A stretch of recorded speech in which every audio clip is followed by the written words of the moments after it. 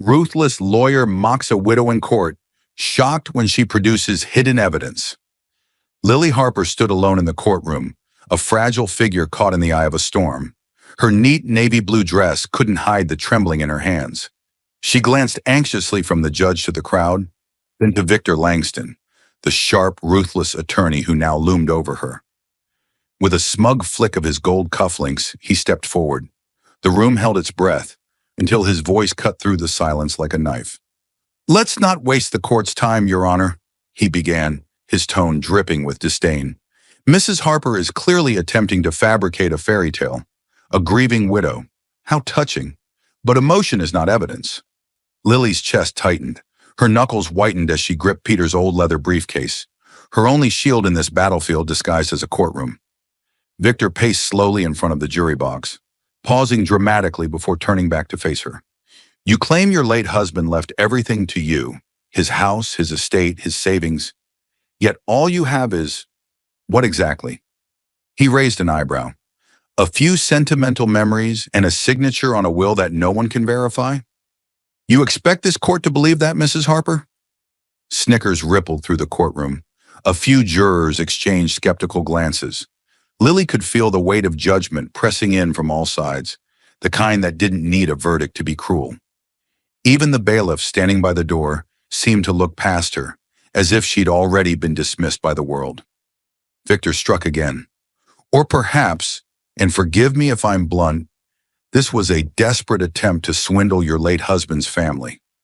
Perhaps you saw the estate and thought, why not keep it all for yourself?" He turned to the jury, arms spread wide.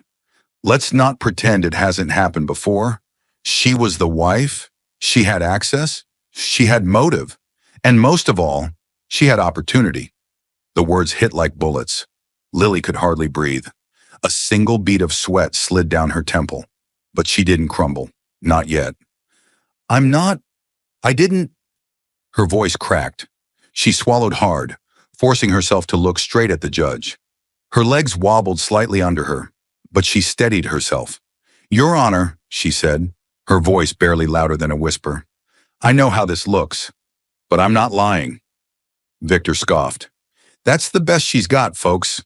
I'm not lying." Touching. Lily's hands clenched around the leather of the briefcase. Inside it felt empty, hollow.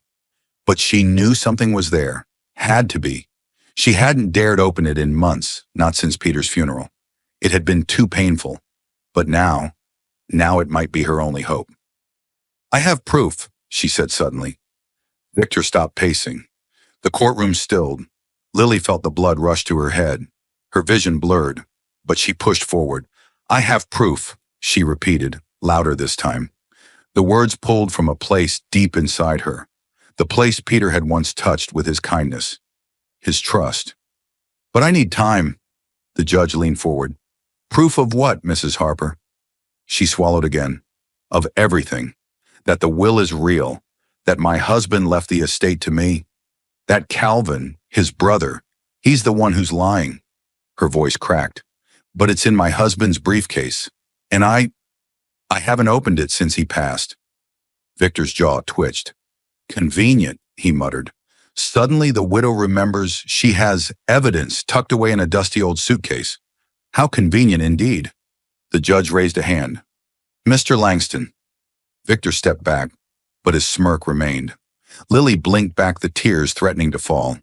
She felt naked up there, exposed under the courtroom lights, her grief dragged across the floor for all to see and mock. But she wouldn't let them win. Not like this. "I'm not asking for sympathy," she said, her voice trembling but clear. "I'm asking for one chance to show the truth." The judge studied her in silence. Around the room the sneers quieted, replaced by something else. Uncertainty. A shift. Small but real. Finally the judge nodded. "You'll have 48 hours, Mrs. Harper. Present something concrete, or this court will move forward without it." Lily exhaled shakily, nodding. Victor leaned toward her, just close enough for only her to hear. "Tick-tock, widow," he whispered. "Time's running out." The night was suffocatingly still, as if the world itself had paused to watch Lily Harper's next move. Rain lashed at the windows in chaotic waves, drumming a frantic rhythm against the glass. Thunder cracked overhead like a warning from the heavens, but Lily didn't flinch. She sat on the floor of Peter's study, surrounded by memories that once brought her comfort, but now felt like cruel echoes of a life stolen too soon. Her courtroom humiliation that morning still played in a relentless loop in her mind. Victor Langston's smug smirk, the mocking glances from the jury, the judge's restrained skepticism. They had all seen her as weak, desperate, a grieving widow clinging to fantasy. But she knew the truth, and now she needed to prove it. Her eyes drifted to the object she had avoided for months, Peter's old leather briefcase. It sat quietly in the corner of the study, untouched since his funeral, coated in a thin layer of dust like a forgotten relic. It had been too painful to even look at before, but tonight, pain had taken a back seat to fury. Tonight, she needed answers, or ammunition. With shaking hands, Lily pulled the briefcase closer. The leather creaked beneath her fingers, the brass buckles cold and stiff. She hesitated, her breath catching in her throat. The last time she'd held it, Peter had still been alive, still holding her hand, still promising her everything would be okay. Now she had to fight alone. The latch snapped open with a metallic click that echoed louder than it should have. Inside, at first glance, it seemed ordinary, just a jumble of work documents, schematics, receipts, and Peter's ever-meticulous notes from his job as a civil engineer. Nothing that screamed salvation. She rifled through the papers with growing desperation, her fingers moving faster, more frantic. Her pulse roared in her ears. Was she wrong? Was it just a briefcase? And then her fingertips found something that didn't belong. The inner lining was slightly raised on one side, subtle, barely noticeable. Her fingers searched until she felt a hidden seam. Her breath hitched. She dug in, pulling gently until a concealed panel slid open with a soft, almost reluctant click. There it was, a sealed envelope, thick and heavy, her name written across the front in Peter's unmistakable handwriting. For Lily, only if I'm gone. Her heart stopped. She didn't cry. She didn't speak. She simply stared at the envelope as if it had materialized from a dream. Slowly, reverently, she opened it, her hands trembling uncontrollably. Inside was a handwritten letter, folded with precision, and a stack of documents that looked anything but ordinary. She unfolded the letter first. Peter's voice filled her mind the moment her eyes scanned the page. My dearest Lily, if you're reading this, it means I didn't make it back to you. I'm so sorry, my love. I've feared this day for months, ever since Calvin started acting strange. The way he talked about the estate, the money, the legacy he thinks he's owed. I knew he was planning something. I knew he'd stop at nothing. That's why I built this, because I had to protect you, even if I wasn't there to do it myself. These documents prove everything. Every lie he's told, every debt I paid on his behalf, every message he sent when he thought no one was watching. It's all here. Don't let him take what's yours, Lily. What's ours? Fight. Even if your voice shakes. Fight for the life we built.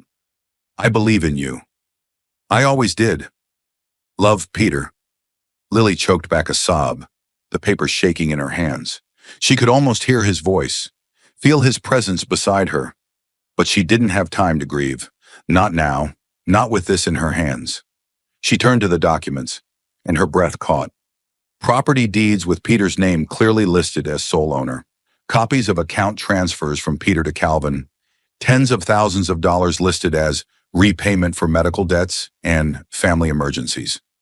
There were emails printed out, with Calvin's name at the top, threatening Peter in increasingly aggressive tones. If you don't change the will, I'll do it myself. There were even notarized letters, statements from Peter explaining why he had excluded Calvin from the will, citing his erratic behavior, his threats, and his refusal to change. Every document was dated, signed, and perfectly preserved. And then, the final blow. Screenshots of text messages from Calvin. One read, "She doesn't deserve the house. You were a fool to marry her." Another, "You better rethink that will, Peter. Blood comes before marriage." Lily's hands shook with equal parts heartbreak and rage. She could feel her blood boiling beneath her skin. This wasn't just about money. This was war, and they had tried to leave her defenseless. But Peter had seen it coming, and now she was no longer unarmed. She carefully repacked the briefcase, sliding Peter's letter back into its envelope and securing the hidden compartment. The storm outside howled as if echoing the fire inside her chest. She stood slowly, her shoulders straightening for the first time in weeks. There was no more fear, no more self-doubt, only purpose. Tomorrow she would return to court. She would walk into that room not as a widow, helpless and broken, but as a warrior armed with the truth. They would see. Victor Langston would see. Calvin Harper would see. The judge, the jury, the world, everyone who had scoffed at her grief, dismissed her pain, laughed at her tears, they would see exactly who Lily Harper was. But just when Lily thought she had found a sliver of hope, everything was ripped away in a single, terrifying night. Lily didn't notice anything wrong until the silence felt wrong.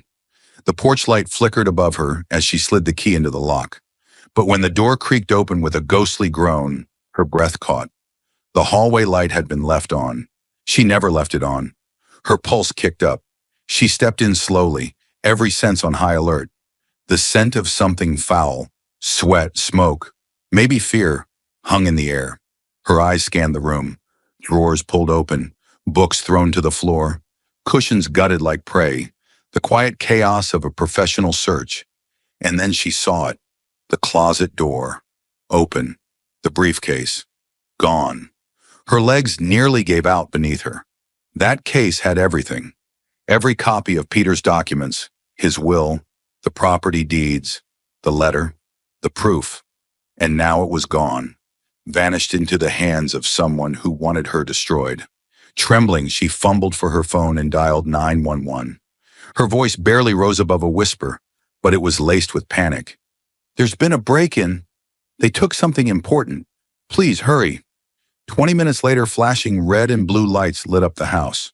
Officers moved through the wreckage with careful hands, asking routine questions that barely scratched the surface of her horror. "Anything else missing?" one asked. "No," Lily said, her voice low. "Just the briefcase." He raised an eyebrow.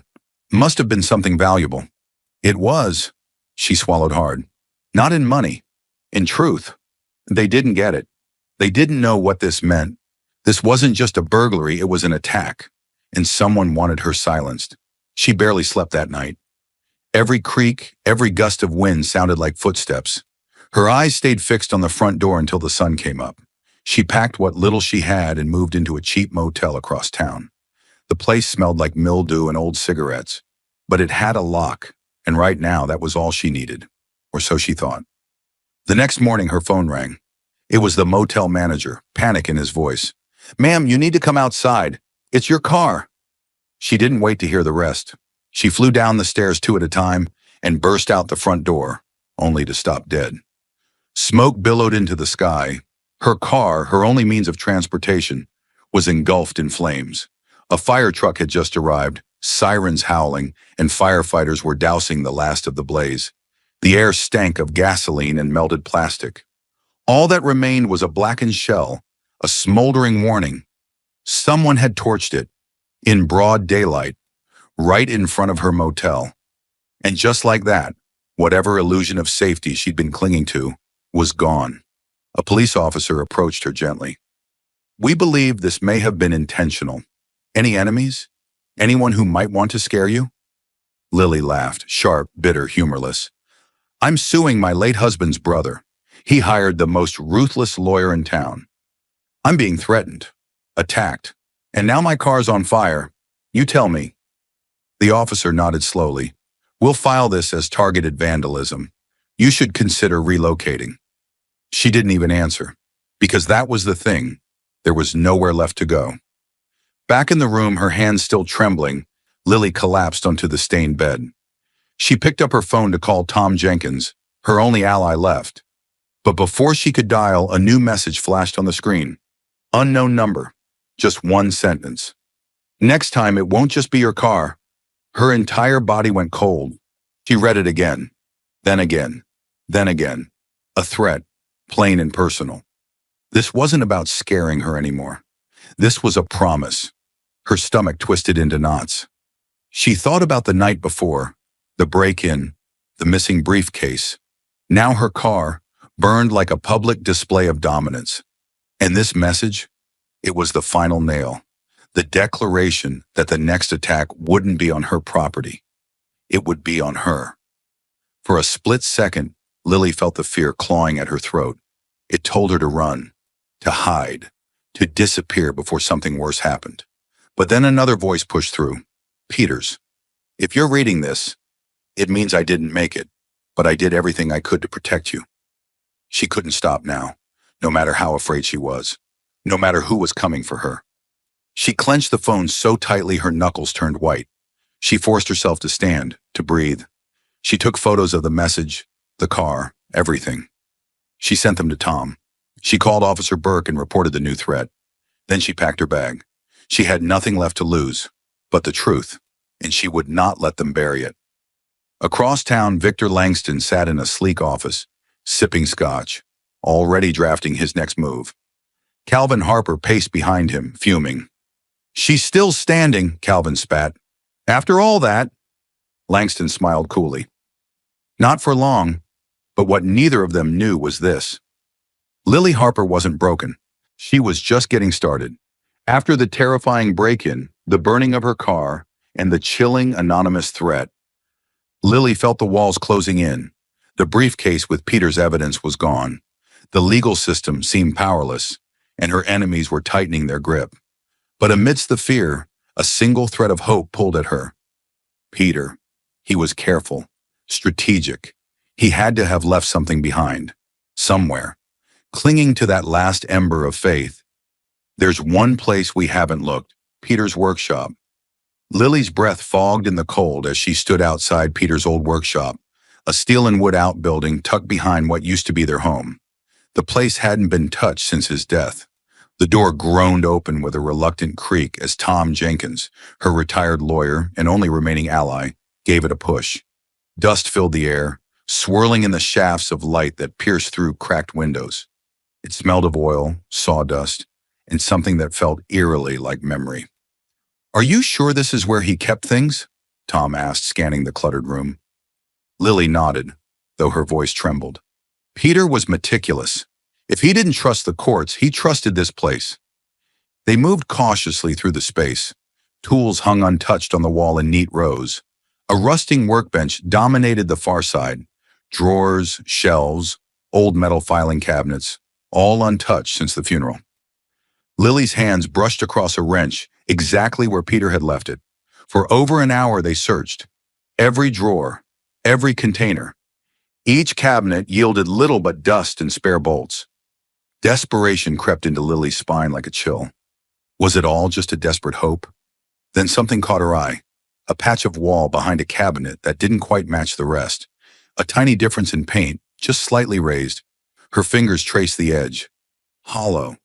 Tom, she whispered, hard hammering. Help me move this.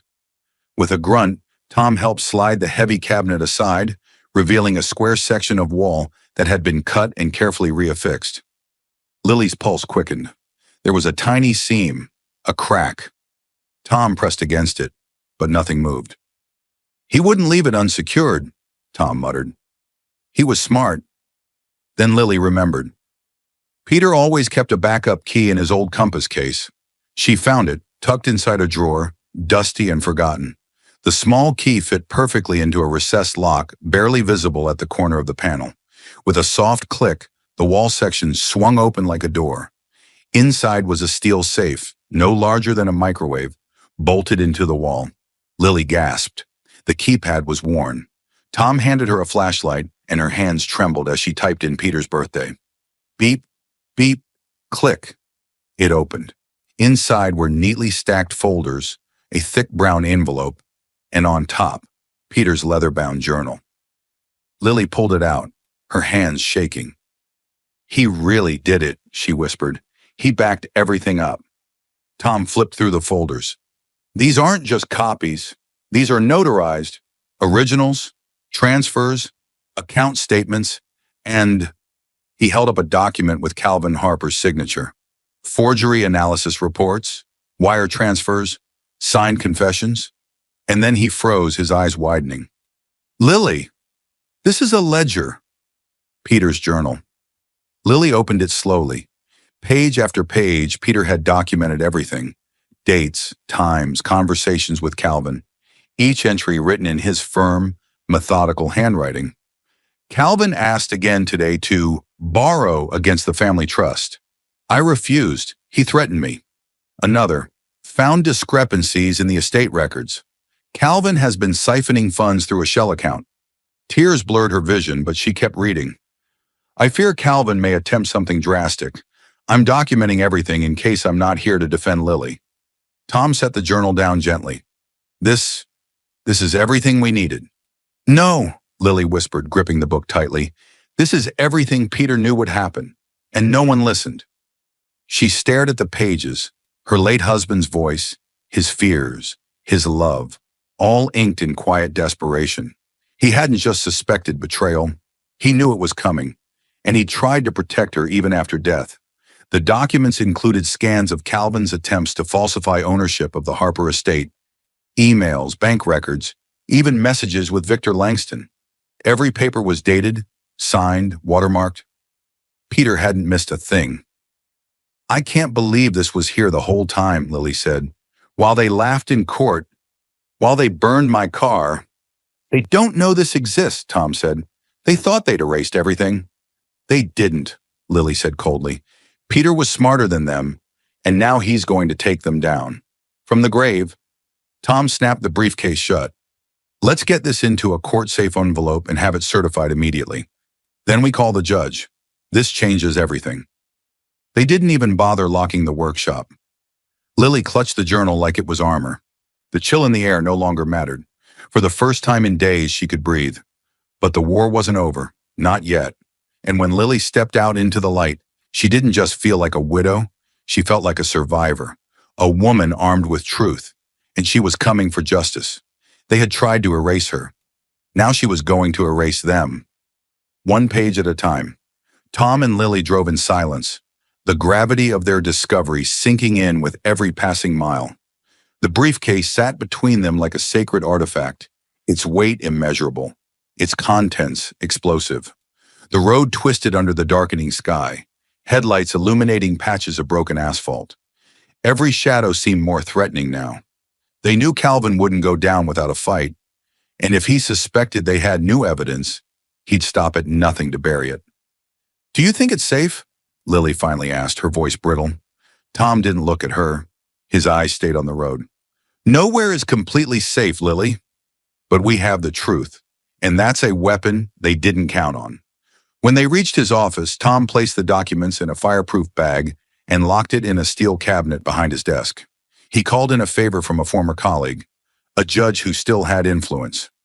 We'll file a motion to reopen discovery first thing in the morning, he told her. This isn't just a defense anymore. We're going on the offensive. Lily nodded, her jaw tight. She wasn't the same woman who had trembled on the courtroom floor while Victor Langston mocked her grief. She had been threatened, hunted, nearly broken. But not anymore. That night she stayed at Tom's guest room. She didn't sleep. She sat by the window, Peter's journal in her lap, rereading his final words. If they ever try to take this from you, fight. You have every right to. Outside, the wind howled, but inside, Lily burned with purpose. Absolutely. Here's a 500-word cinematic and intense paragraph that vividly continues your storyline from the moment Lily and Tom file an emergency motion to reintroduce the newly recovered evidence. The next morning, before the city had fully stirred awake, Lily and Tom stood at the courthouse steps beneath a sky still bruised with fading night. The wind bit at their faces, but neither of them flinched. In Tom's hand was a thick, sealed envelope. Inside it, Peter's final stand, the journal, the forged signatures, the financial records Calvin thought he'd erased.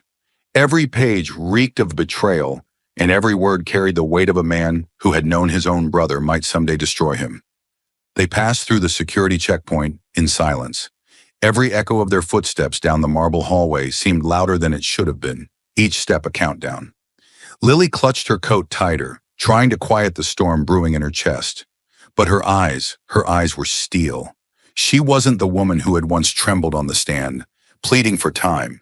She was armed now, with proof, with purpose, and with nothing left to lose. Tom approached the clerk's desk like a soldier delivering classified intelligence. "Emergency motion for reconsideration," he said, his voice clipped, firm. The clerk, a young man barely old enough to shave, took the envelope without understanding the explosion it contained.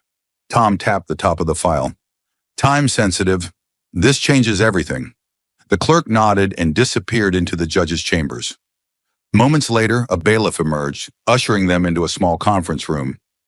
It wasn't the main courtroom, but the stakes felt just as high. Lily's hands trembled slightly as she set the duplicate documents on the table, spreading them like ammunition across a battlefield.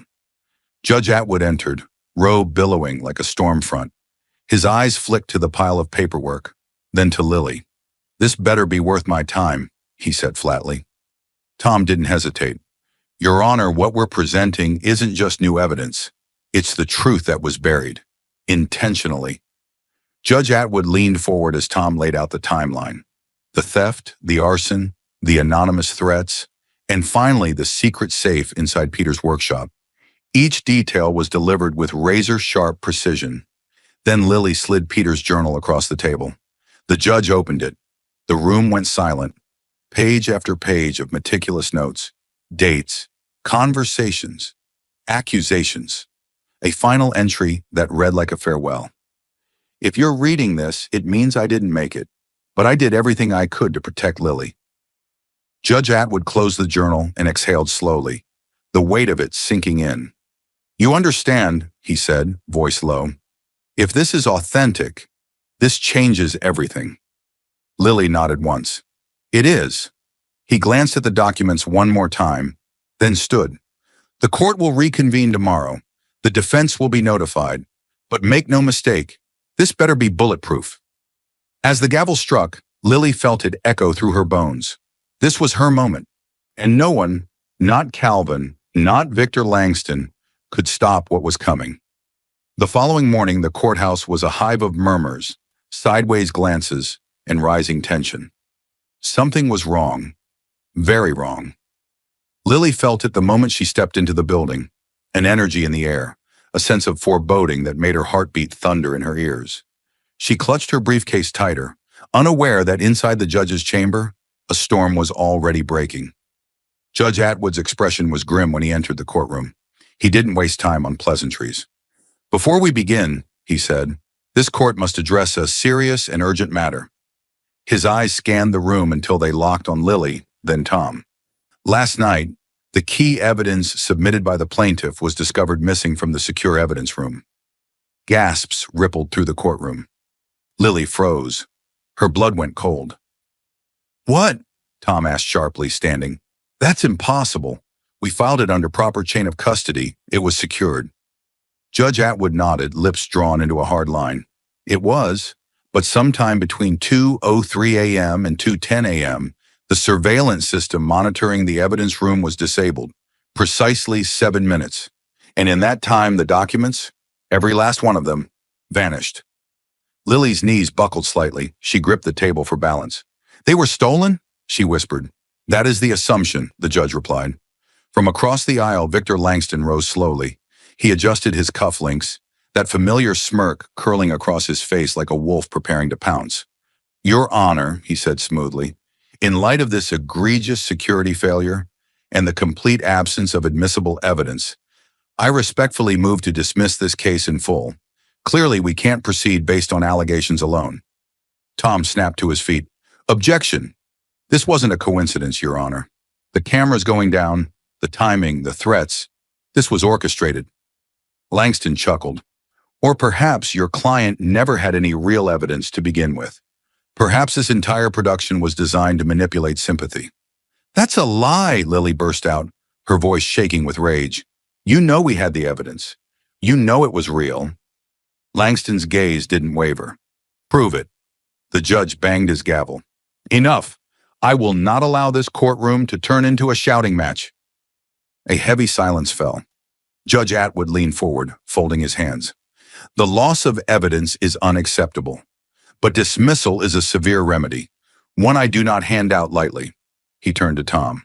You have 1 week, 7 days to recover the missing evidence or provide irrefutable proof of its prior existence. If you fail, I will be forced to dismiss the case. Lily's breath hitched. 1 week, 1 week to save everything. Outside, the media swarmed, cameras flashing, microphones shoved in her face. Ms. Harper, is it true your evidence was stolen? Do you suspect foul play? Is this case over? Lily didn't answer. She couldn't. Not yet, because the clock was ticking, and this time, she wasn't just fighting for justice. She was fighting for survival. Back in Tom's office, the air was thick with disbelief and fury. Papers were scattered across the table, coffee going cold in untouched mugs.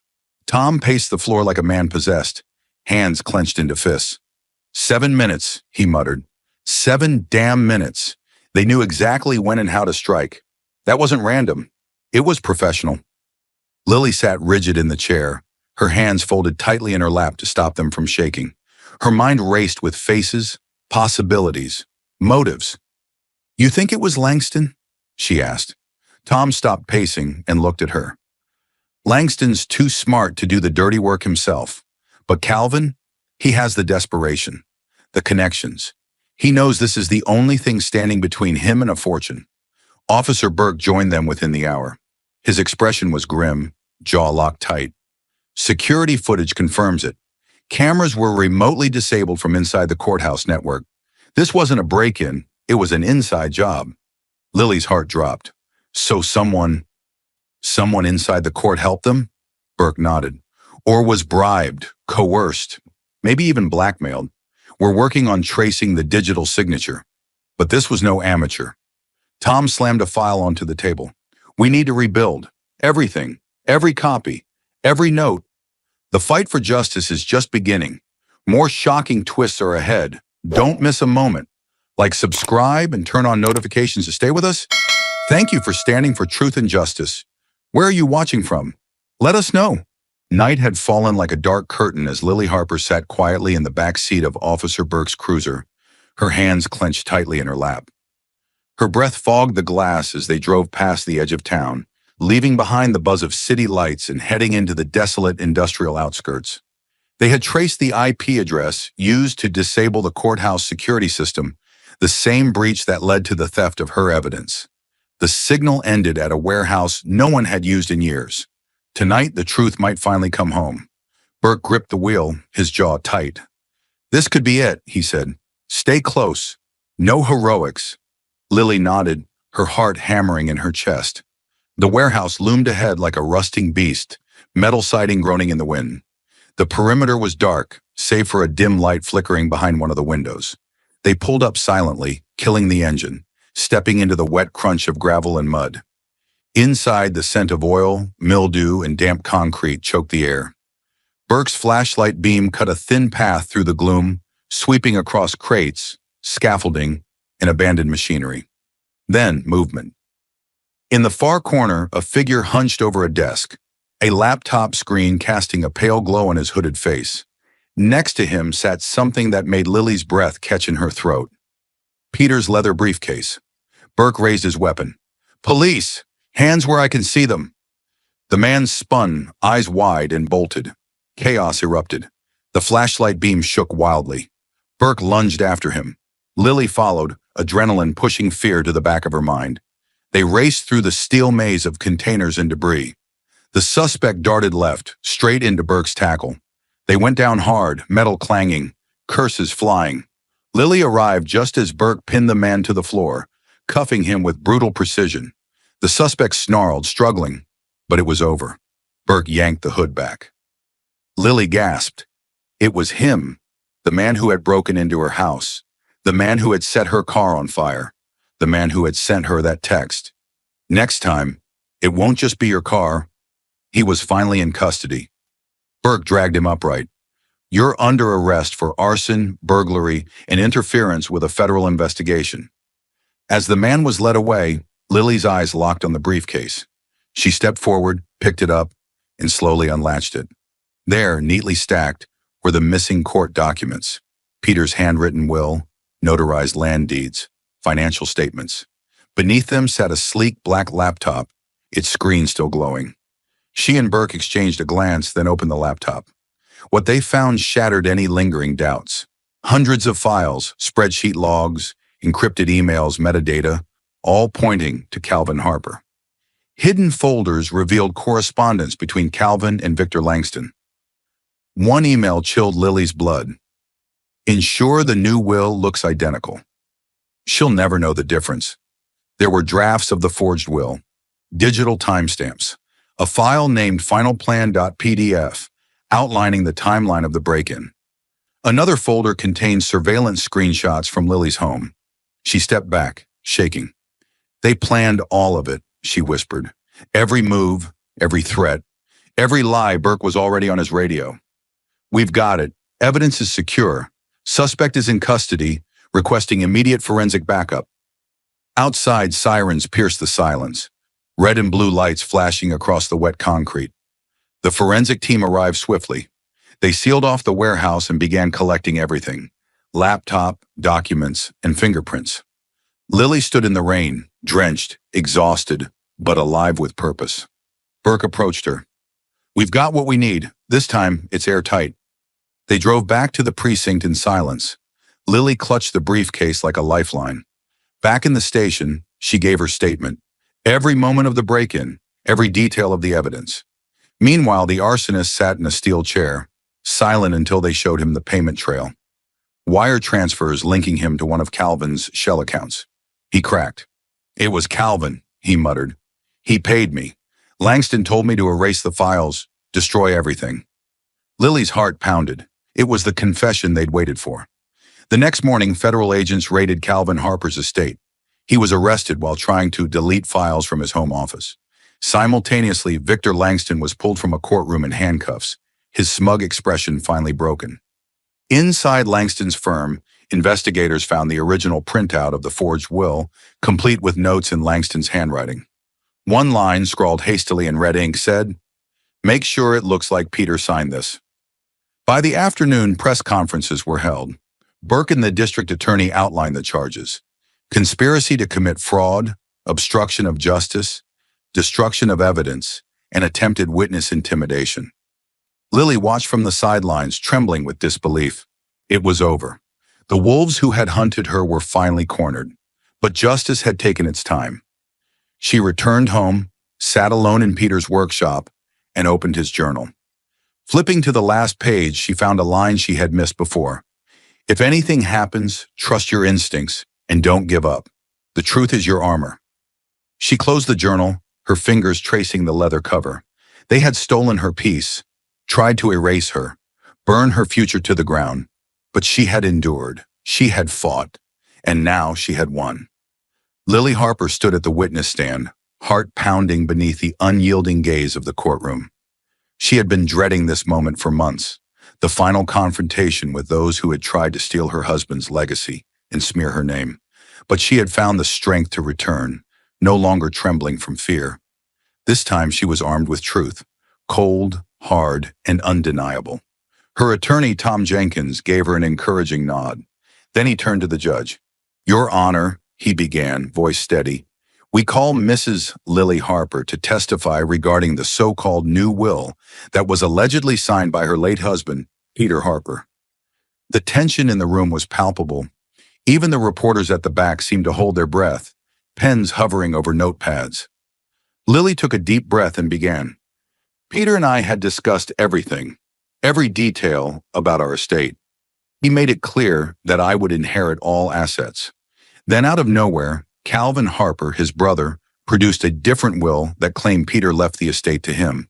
It didn't make sense. Peter never changed his mind." Her words echoed in the hush.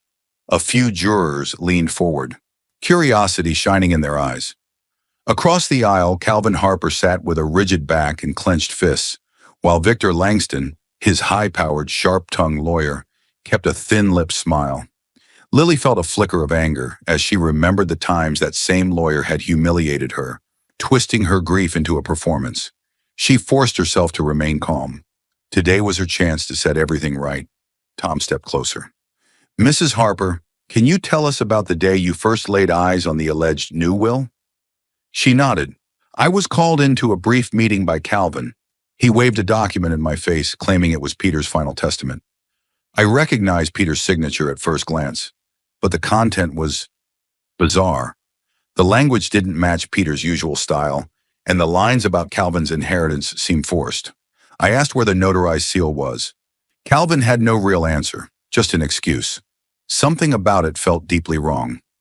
Langston rose, clearing his throat in that theatrical way he'd perfected. Objection, Your Honor. Speculation. The judge, an older man with a stern brow, merely waved him down. Overruled for now. Continue, Mr. Jenkins.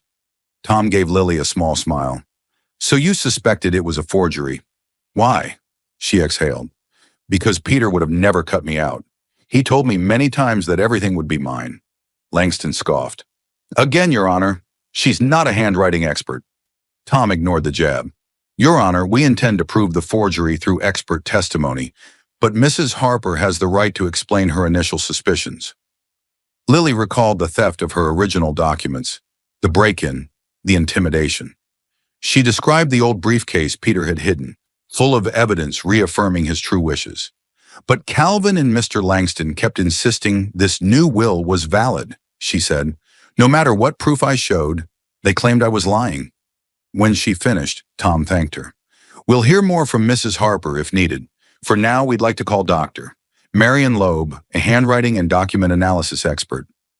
Dr. Loeb approached the stand, a composed figure with graying hair. She was sworn in. Then Tom presented her with the alleged new will in Peter's known signatures. On a large screen, magnified images revealed glaring inconsistencies, pen lifts, tremors, pressure variations. Dr. Loeb pointed with a laser pen. Notice this loop here.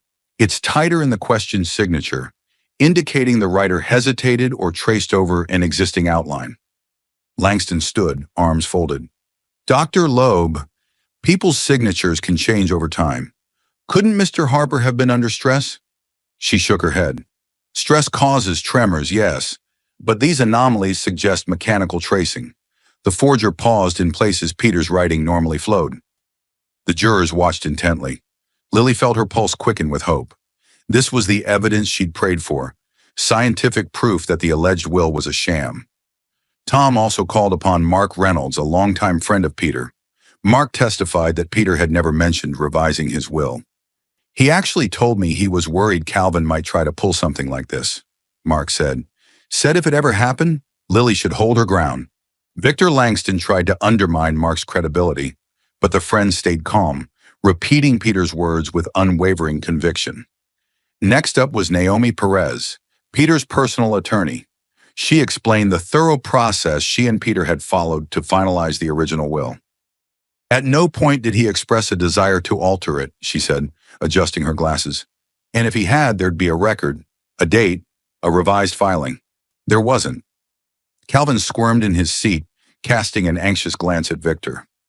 Lily nearly smiled, recalling how unstoppable they had seemed just weeks ago. Now the tide was turning. Finally, Tom called the woman everyone had been whispering about, Linda McMillan, an investigator hired by Calvin. Linda looked uneasy, but her gaze was steady. After taking the oath, she began, I was employed by Mr. Harper to gather proof that Mrs. Harper had orchestrated a forgery. But as I investigated, I realized there was no such proof. In fact, all the evidence pointed to the original will being legitimate. Tom leaned forward. So why did you keep working for Calvin Harper? Linda swallowed. He offered me extra money to falsify data. He wanted me to create digital documents that proved Lily changed the signatures. But I couldn't do it. I gathered everything he sent me, including messages from Mr. Langston, and I kept it. A hush descended. Calvin stood up abruptly. You lying? Sit, the judge warned, eyes narrowing. Linda pressed on. I have emails, encrypted files, even a recording where Calvin explicitly says the new will is a fake, but he wants it to look real enough to stand up in court. He told me, and I quote, we just need to discredit Lily long enough for the judge to side with us. Langston's face reddened with fury. Objection! The judge's gavel thundered. Overruled. This court will review any digital evidence Miss McMillan provides.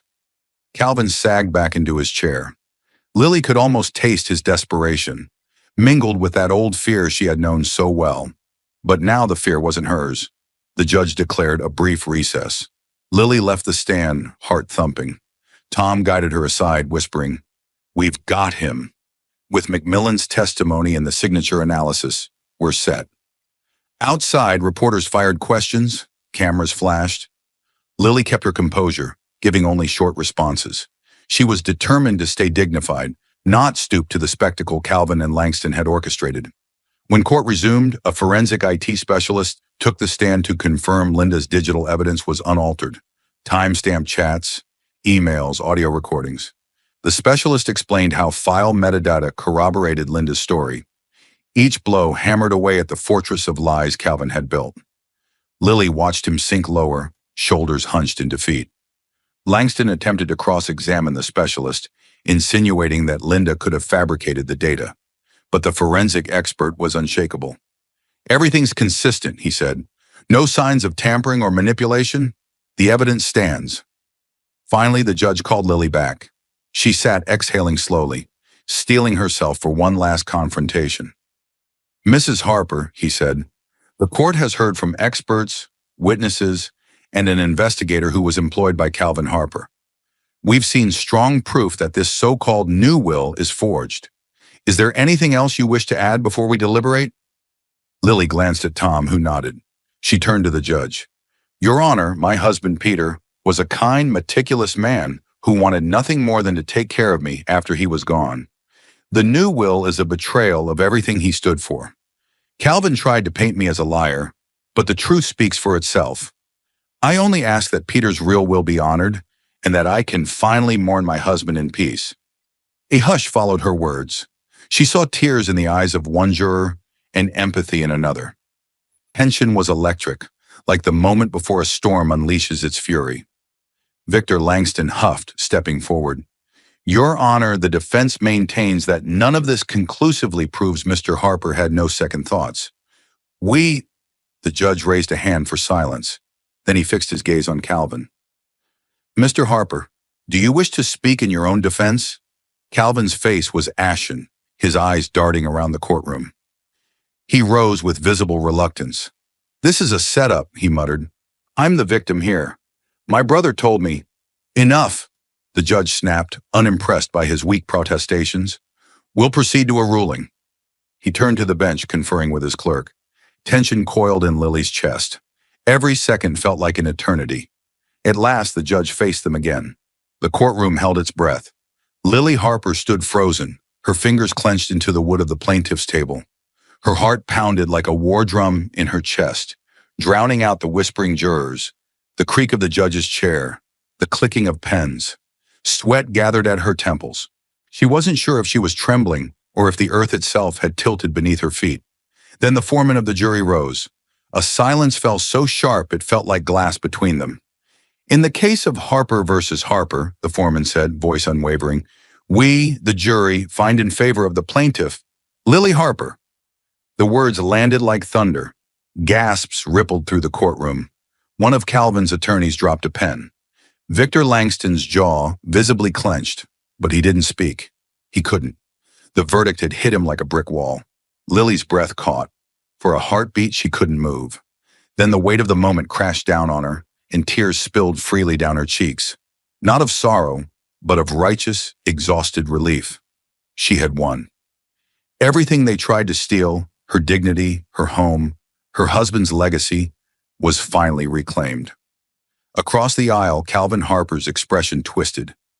Rage, disbelief, and fear tangled on his face as officers moved toward him. He stood abruptly, knocking his chair to the floor. "This is a setup," he shouted, voice cracking. "It's all lies. She forged the—" "Mr. Harper," the judge's voice thundered over the chaos, "you are hereby remanded to custody for charges of document forgery, attempted arson, and conspiracy to obstruct justice. Sit down." Two officers flanked Calvin, hands firm on his arms. "No!" he barked. "You can't do this to me. I'm family. I have rights." "You forfeited those rights," the judge said coldly, "when you tried to burn the truth to the ground." Calvin was led out of the courtroom, his shouts fading into muffled echoes behind the closing doors. Victor Langston sat still as stone, but he was sweating. The prosecutor turned, slow and deliberate, toward the defense table.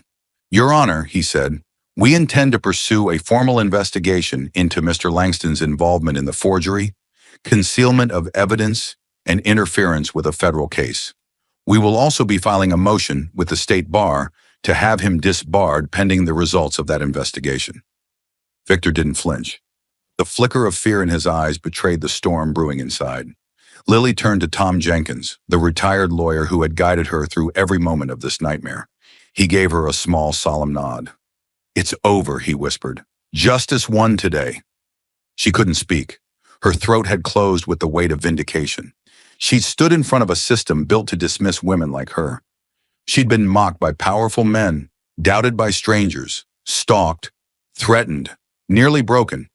But she had never surrendered. And now the very system that tried to silence her had been forced to speak her truth aloud. After the verdict, reporters swarmed outside the courthouse, their voices clashing in a chorus of questions. "Mrs. Harper, how do you feel? What do you want to say to Victor Langston? Do you think Calvin Harper will see prison time?" Lily paused at the top of the courthouse steps, the wind pulling at her coat. She took a slow breath, then faced the cameras. "I want to say," she began, her voice clear and resonant, "that truth doesn't burn. No matter how many matches they strike, how many documents they forge, how many lives they try to ruin, truth endures. And today, it won." Flashbulbs exploded. Journalists shouted. But Lily stepped down, one slow stride at a time, each step shedding another layer of fear, of pain, of helplessness. Inside, Victor Langston remained seated as his law license was placed under immediate review. He didn't speak a word as the court officer approached with documents. His fall from grace had begun, quiet, crushing, and irreversible. Lily Harper stepped into the sunlight, onto the courthouse steps, and into the roar of 100 voices shouting her name. The verdict was still fresh, still echoing in her bones. "We find in favor of the plaintiff." But this moment wasn't about victory, it was about truth. And for Lily, it was time the world heard it, not from the mouths of lawyers or headlines, but from her and from Peter. She wore the same navy dress she had worn on the first day of the trial. Simple, modest, strong. In her hands, she held a single letter, yellowed and folded with care. It was Peter's last letter, tucked inside the hidden compartment of his old briefcase. The one she had found when the world was crumbling around her. The one he'd written in case he didn't live to see her safe again. Flanked by reporters, cameras, and microphones shoved toward her like weapons, Lily inhaled slowly. Her voice, when it came, was soft but unshakable, cutting through the noise with the calm fury of a storm on the rise. "I want to read something," she said, eyes scanning the sea of flashing lights and frozen faces. "This is from my husband, Peter Harper. He wrote this when he knew his life and mine might be in danger." She unfolded the letter, the crackle of paper audible over the hush that suddenly fell over the plaza. "My dearest Lily, if you're reading this, it means I'm not beside you anymore. But I never left you. Not truly. I've watched you fight battles no one else could see. I know the kind of world that will come for you when I'm gone. It won't be fair. It won't be kind. But you, Lily, you are stronger than every lie they'll tell about you. Don't let them silence you. Not with fear, not with shame, not with power. The truth is the sharpest blade in a dark world. And I know, without doubt, you'll wield it better than anyone. Protect yourself. But more than that, fight. For yourself. For me. For everyone who's ever been told to sit down and shut up when they knew something was wrong." Lily paused. Her hand trembled slightly, the pages fluttering in the light breeze. But her voice did not waver. She folded the letter slowly and looked up. "I was mocked, threatened, called a liar. They tried to burn away the evidence, to erase my voice, to bury me in silence. They thought they could take everything, and for a time they nearly did. But Peter's words brought me back. This letter reminded me that the truth doesn't die, not when someone is brave enough to speak it." The crowd leaned in, riveted. Journalists stopped scribbling. Photographers lowered their cameras. In that moment, she wasn't just a widow. She was the voice of every person who'd been silenced, overlooked, or destroyed by injustice. If you have ever been bullied, dismissed, or made to feel small, do not remain silent. If the system is against you, if no one believes you, if every door has slammed in your face, fight anyway, even if you are the only one left standing. Her voice rose, not in anger, but with a fierce clarity that vibrated in every chest present. They told me to accept the loss, to let it go. They said justice was a luxury only the powerful could afford. But justice isn't a privilege, it's a right. And sometimes the only way to claim it is to walk through fire. So walk through it, scream through it, survive it. Because when you do, when you refuse to back down, you are unstoppable. A silence hung in the air, thick and electric. Behind her, courthouse officers watched with solemn awe. Somewhere in the crowd, a young girl clutched her mother's hand tighter. One journalist wiped a tear from behind their lens. Even the hard-faced network anchors, trained to remain detached, stood motionless. Lily continued, her voice dropping into a deeper rhythm, like a drumbeat. They tried to scare me.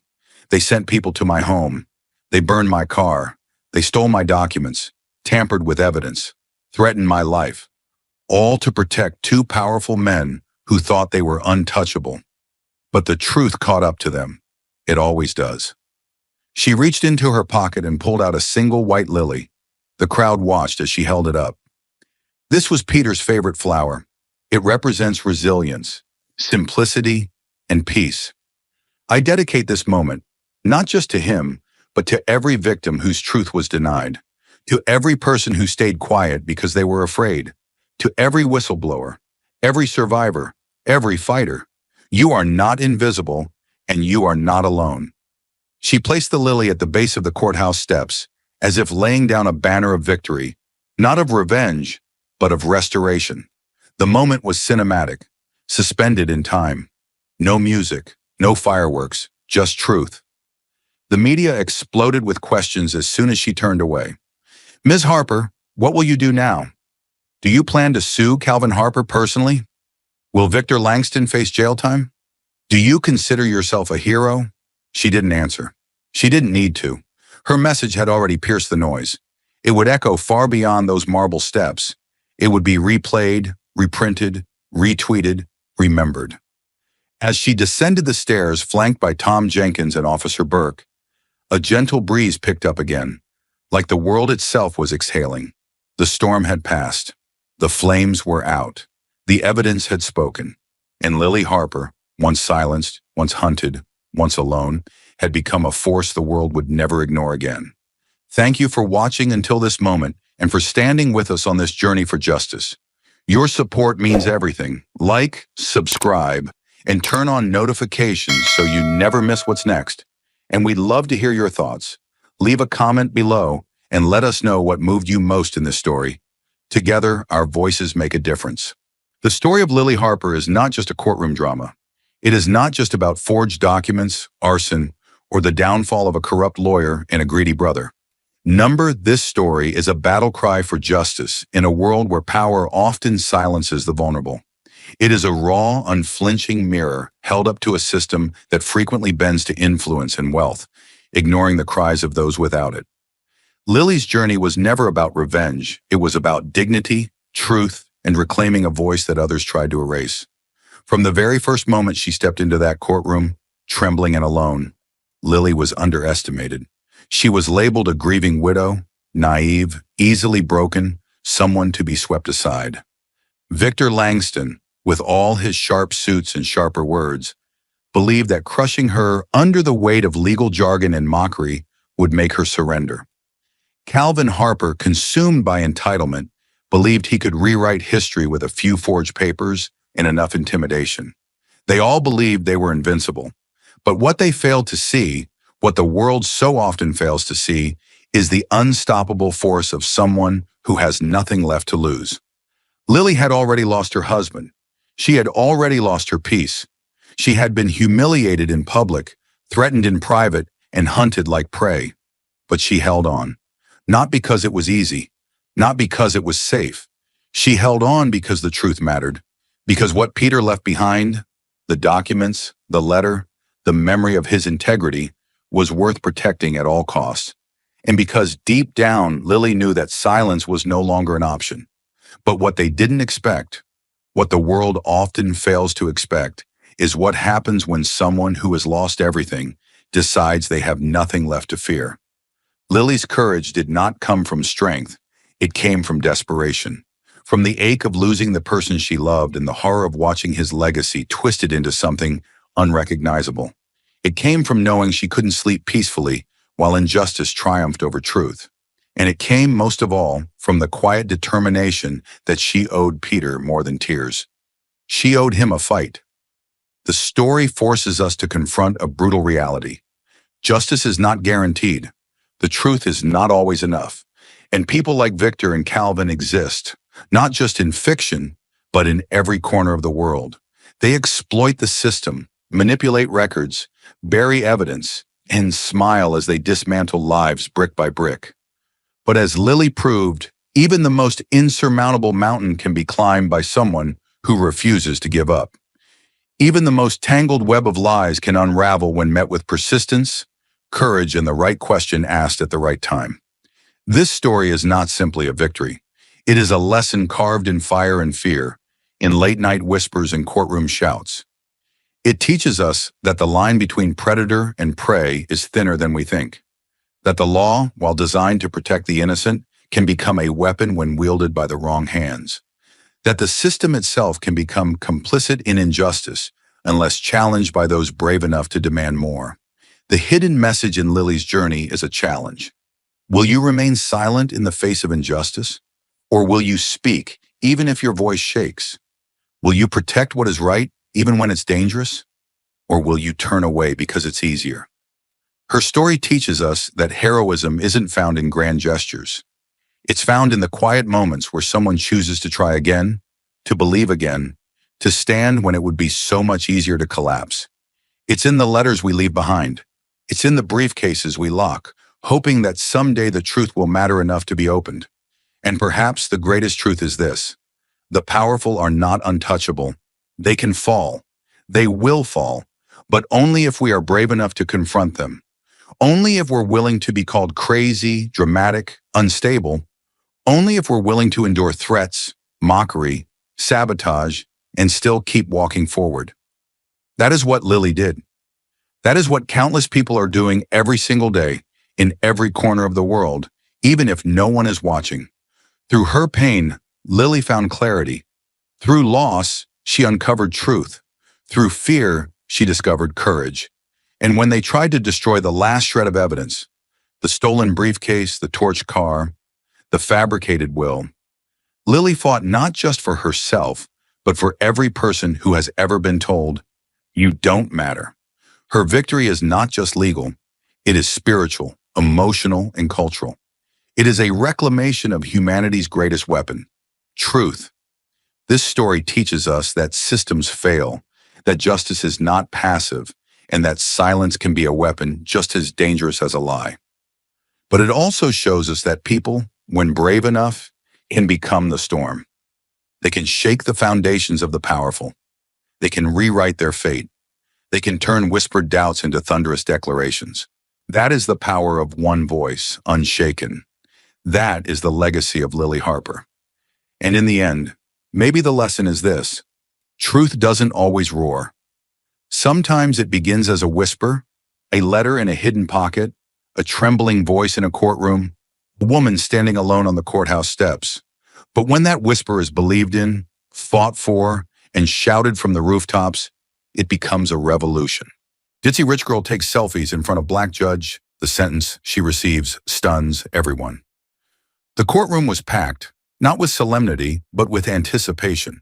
Journalists lined the back wall, murmurs buzzed like static electricity, and all eyes were fixed on one figure seated at the defendant's table.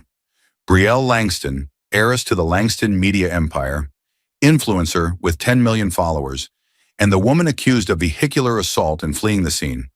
But if anyone expected remorse or humility, they were about to be disappointed. Brielle angled her rose gold iPhone, the screen casting a soft glow on her flawlessly contoured face. "Court day, babes. Look at this Chanel blazer. Custom. Like, obviously." Her voice was syrupy, detached, as though she were filming a makeup tutorial and not sitting trial for nearly ending a man's life. She brushed a platinum strand of hair behind her ear and pouted into the lens. "Honestly, this lighting is awful. Someone tell the court to install ring lights." The judge's gavel struck once. Sharp, unforgiving. "Miss Langston, put the phone away. This is a court of law, not a stage for your followers." Brielle didn't flinch. She turned to face Judge Elijah Graves, a tall, solemn man with dark, steely eyes that had stared down drug lords and corrupt politicians. She smirked. "Excuse me? Do you know who I am? I'm the daughter of Travis Langston. My father owns half the people in this room." Her voice dripped with entitlement, every word a slap to the concept of equal justice. The room fell into a stunned silence. Even the reporters stopped typing. Judge Graves leaned forward, unblinking. "Not in my courtroom." But Brielle wasn't done. She rose to her feet, tossing her long coat behind her like it was runway night. "You talk about justice like it applies to everyone the same way. But let's be real. Money talks. I shouldn't even be here. The guy walked in front of my car. No warning. And now I'm the villain?" Her voice echoed against the cold marble, her audacity hanging in the air like poison. The prosecution team stared in disbelief. On the plaintiff's side, Sarah Miller, wife of the victim, Isaiah Miller, gripped the armrest of her chair so tightly her knuckles turned white. Judge Graves struck the gavel again.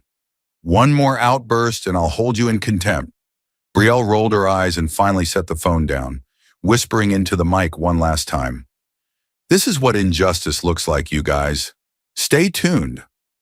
Brielle Langston stood in that courtroom, bathed in contempt and Chanel. The night that shattered everything was already written in rain, glass, and blood.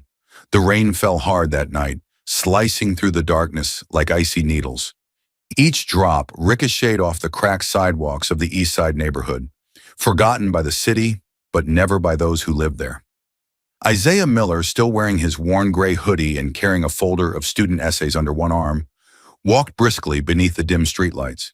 He had just finished leading an after-hours workshop for teens who, without his guidance, might have already slipped through the cracks. His tired eyes held the quiet satisfaction of a man who'd made a difference that day. A block away, the sound of an engine revved. Sharp, impatient, too fast. And then a voice. "Check out the new beast, baby.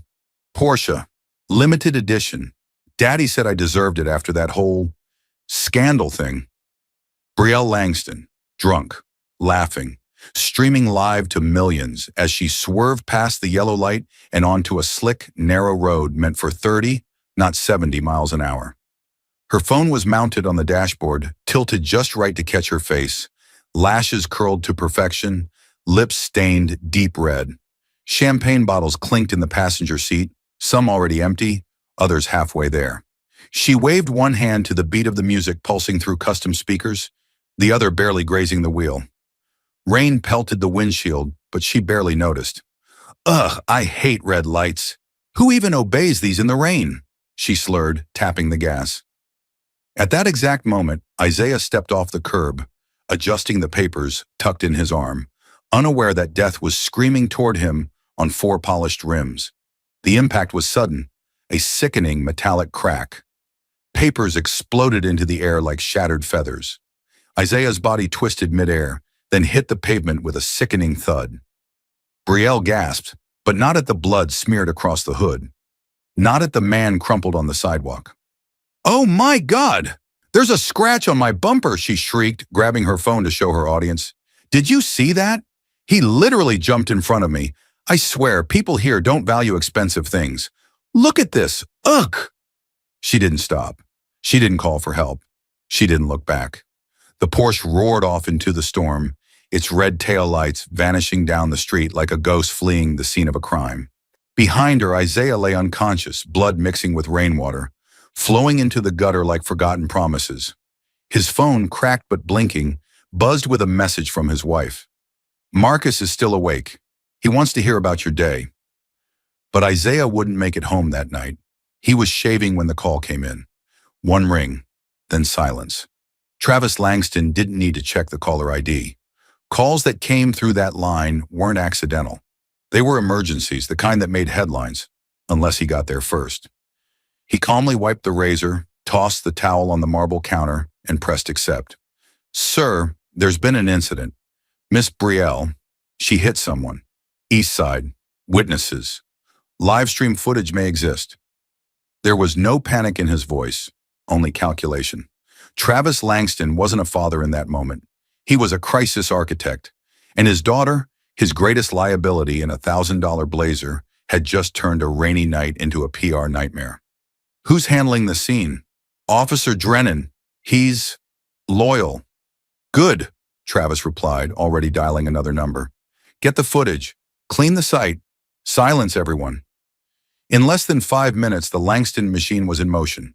His personal attorney, Robert Vexley, was routed from a private poker game in the Hamptons, flown in by a private jet before midnight. "Tell me what I need to bury," Vexley muttered, still chewing on a cigar as he stepped onto the tarmac. "Not what, Robert? Who?" Travis answered. The target was clear. Isaiah Miller, a middle school teacher, part-time youth mentor, no criminal record, beloved in his community, now lying in a hospital bed with a missing leg, and the audacity to be in the wrong place at the wrong time. By 1 a.m., Officer Drennan had already ensured the street camera data was wiped. "Power outage," he'd report. The dash cam from a nearby taxi mysteriously vanished from the evidence room. Witnesses? Paid off or intimidated. One even got a sudden job offer out of state. The most critical task, reframing the narrative. Travis called in Everlane Strategies, the elite crisis PR firm known for making DUIs disappear and rewriting entire timelines of celebrity downfalls. Within hours, a press statement was drafted. Preliminary evidence suggests the pedestrian may have entered the crosswalk outside of legal bounds during low visibility conditions.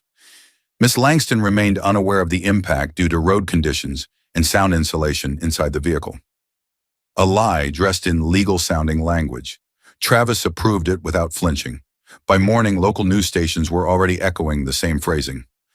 Unconfirmed reports suggest the victim may have crossed recklessly. The city was being gaslit, one headline at a time. But Travis wasn't finished. He needed character assassination. He had a staffer dig through Isaiah's past. A late library fee? Use it. A missed parent-teacher conference? Spin it. Make him look unreliable, unstable, a man with poor judgment.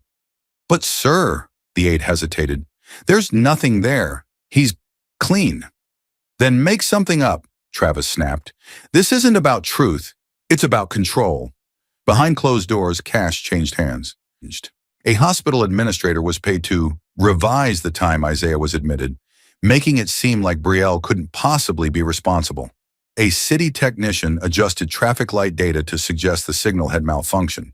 The narrative shifted with terrifying speed. What had happened in plain sight now became a blur of legal fog. Talk shows debated the dangers of jaywalking in low-income neighborhoods. One anchor even asked, "Do pedestrians assume too much safety when crossing streets?" As if Isaiah had thrown himself into the path of a luxury sports car for fun. Inside, Travis Langston poured a drink in his high-rise office, looking out over a city he'd twisted like a Rubik's Cube. His daughter's face was already trending again, smiling, flawless, untouched. He exhaled, crisis averted. But there was one detail no fixer accounted for, a 12-year-old girl with an iPad and a hero for a teacher. Her name was Maya Owens, a shy, bright-eyed 7th grader who stayed late that evening at the community center, too absorbed in her art project to notice the storm rolling in. Isaiah Miller had offered to walk her part of the way home, but Maya insisted she could manage. It was just around the corner.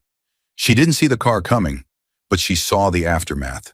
From the shadow of a bus stop bench, Maya saw the flash of silver metal, heard the sickening crack. Watched Mr. Miller's body fly through the air like a broken marionette, limbs twisted, papers scattered like confetti. Her hands trembled as she lifted the iPad. She didn't think. She just hit record. The image wasn't perfect. Rain smeared the screen, and her breath fogged the lens. But the truth was all there. The Porsche's custom plate, the red soles of Brielle Langston's heels as she stepped out, stared at the dent on her bumper, muttered, "Ugh, not again," and climbed back in. And then she vanished into the night, leaving Isaiah bleeding on the street. Maya didn't cry. She ran. At home, drenched and shaking, she shoved the iPad into her mother's hands. Valerie Owens, freelance investigative journalist, opened the video. Her expression hardened. She didn't ask questions. She grabbed her phone. Meanwhile, across the city, Isaiah Miller's body was wheeled into emergency surgery. The impact had shattered his pelvis and destroyed the major arteries in his right leg. The surgeons tried. God, they tried. But the damage was irreversible. His wife Sarah stood outside the OR, hands clasped in silent prayer, until the doctor stepped out, eyes heavy. "We had no choice. The leg is gone." Inside, Isaiah lay unconscious, his life forever split into before and after. And Brielle Langston? She was throwing a birthday party in her penthouse. The theme? Born to Rule. Champagne flowed like water. Custom cakes lined the table, each one shaped like a different Chanel bag. She twirled in the center of the room, filming a story for her followers. 22 and thriving bitches, here's to crashing through life in style. Literally. She laughed at her own joke, tossing a pink feather boa around her neck. In the background, a DJ blasted trap remixes of Beethoven. On her wrist, a custom gold bracelet with "no regrets" etched in diamonds. Not once did she mention the man whose body she had thrown into the street. Not once did she wonder if he was alive. The city was still reeling. Isaiah Miller lay unconscious in a sterile hospital room, one leg already gone, his family gripped by silence and shock. Outside, protesters had begun to gather near City Hall, holding candles and signs that read, "Justice for Isaiah.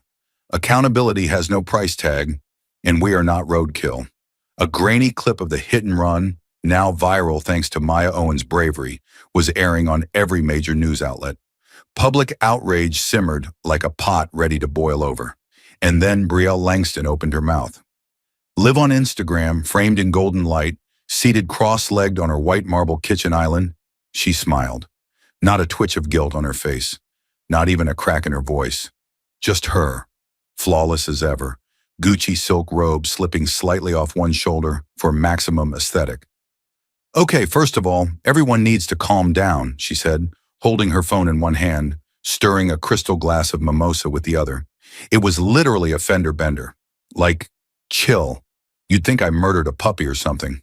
She sipped, smacked her lips, and adjusted her phone angle. "The real victim? My Porsche.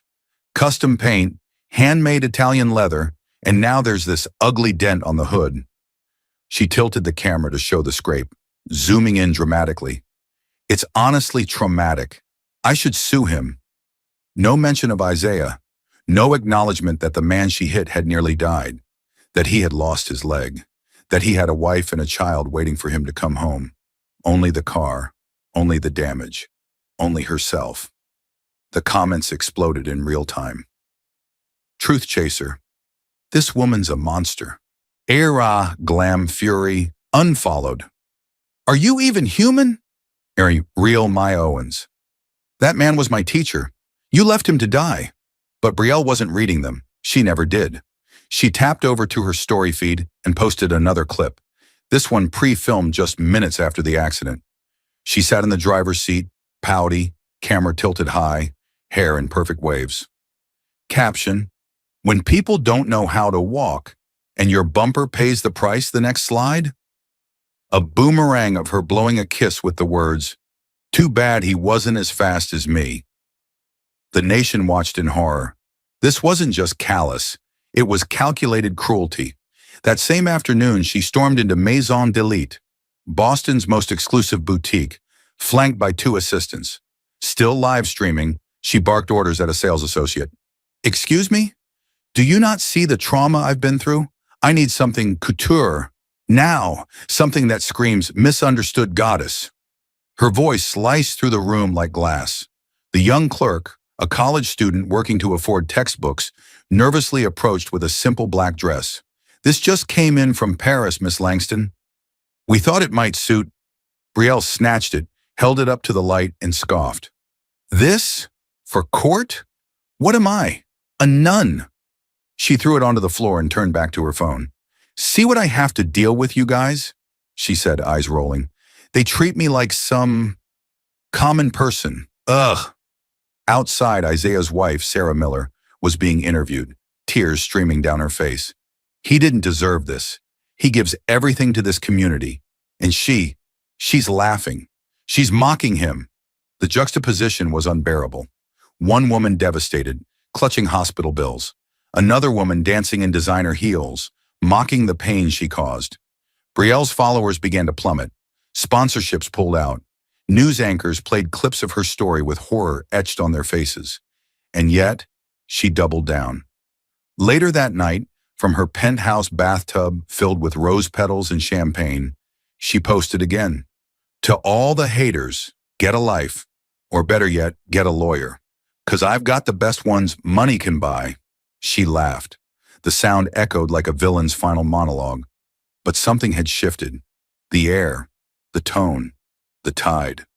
Brielle Langston didn't know it yet, but with every post, every sneer, every word soaked in entitlement, she was burying herself, and justice was no longer sleeping. It was watching, waiting, rising. The decision was made in silence. No dramatic music, no big announcement, just a 12-year-old girl sitting beside her mother, eyes red from holding back too much for too long. Maya Owens stared at the iPad in her lap, thumb hovering over the video thumbnail. It was all there. The crash, the impact, the body flying, and the driver, unapologetic, careless, disappearing into the storm without a second glance. Across the kitchen table, her mother, Valerie Owens, veteran investigative journalist, clenched her jaw. She'd seen corruption before. Mayors caught taking bribes, CEOs laundering money. But this was different. This was personal. I can't keep quiet anymore, Maya whispered.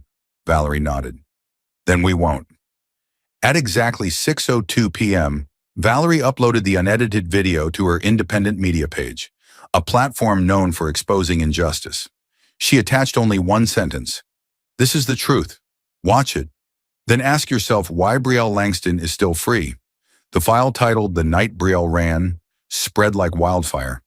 Within minutes, it was shared on Reddit, Twitter, Instagram, Discord. Every platform that had once worshipped Brielle's every outfit now turned against her. Hashtags surged like rising waves. Justice for Isaiah Brielle. Did it rich, but wrong, not above the law. The video was brutal in its clarity. No edits, no dramatic music, just raw footage of a real man being hit by a real car, then left to bleed on a real street. Viewers around the world watched in horror as Isaiah Miller's body was launched across the sidewalk. The impact so violent it cracked the iPad's internal mic. They saw the Porsche slow, stop, and then Brielle exit in heels, not to help, not to call for aid, but to inspect her car. They watched her pull out her phone, pout into the camera and mutter, "This better not ruin my paint job." And then she drove off. No guilt, no fear, just vanity. The comments were immediate and vicious. This is evil, not ignorance, evil. If a black man had done this, he'd already be in prison. This is what money does. It makes monsters feel safe. Why is she not in handcuffs? Within an hour, the video had over 2 million views. News outlets scrambled to verify. Talk shows played the footage in loop. Morning anchors sat in stunned silence, unsure what to say after watching such blatant disregard for human life. At City Hall, protesters gathered with renewed fury, this time carrying in large screenshots of the video. One photo, showing Brielle mid-laugh beside her dented Porsche, was plastered onto cardboard signs with one chilling caption, "She looked at the scratch, never the man." The story made national headlines.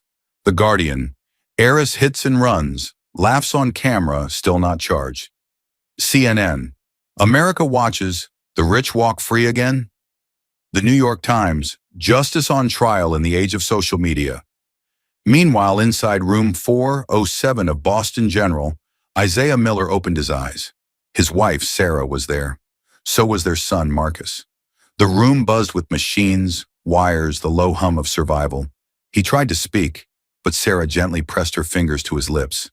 "Shh," she whispered. "Just rest. It's all coming out now." And it was. On the other side of town, Brielle Langston sat in her penthouse, scrolling through the hate, her lips curled in disbelief. They're attacking me? Over some edited video? Her assistant, pale and trembling, held out the phone. It's not edited, Miss Langston. It's real. It's everywhere." "No," Brielle snapped, standing. "It's just trolls. I'll go live. I'll explain." But her father, Travis Langston, burst into the room before she could reach the record button. His face was drained of color. "They've seen it, Brielle. Everyone's seen it." She laughed nervously. "So what? You'll fix it. You always fix it." His silence said everything. Across the city, Valerie Owens gave her first live interview. "They tried to bury this," she said, voice unwavering. "They wiped street cams, bribed officers, silenced witnesses, but they didn't count on a child with an iPad and a conscience." Reporters asked why she didn't sell the footage to a major network. She smiled bitterly. Because truth shouldn't be auctioned. As the video continued to circulate, official pressure mounted. Boston's district attorney called an emergency press conference. "We are reopening the case against Miss Langston," she announced. "The footage provides clear and compelling evidence of criminal conduct. No one is above the law, not even the wealthy." The city erupted. At the hospital, Isaiah Miller turned to his wife, voice hoarse but firm. "I'm still here, and so is the truth." Justice, long denied, was finally knocking. But Brielle, she wasn't ready. She'd never been told no, never tasted fear, never stood on equal footing with the people she stepped on. And now the world was watching. This time not through a filter, not through her lens, but through Maya's.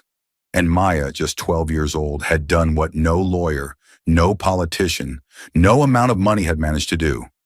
She made the truth undeniable. The storm was no longer just online. It was political, personal, explosive. Across Boston, headlines still blazed with fury. Why isn't Brielle Langston in jail? But behind the scenes, something far more dangerous was unfolding.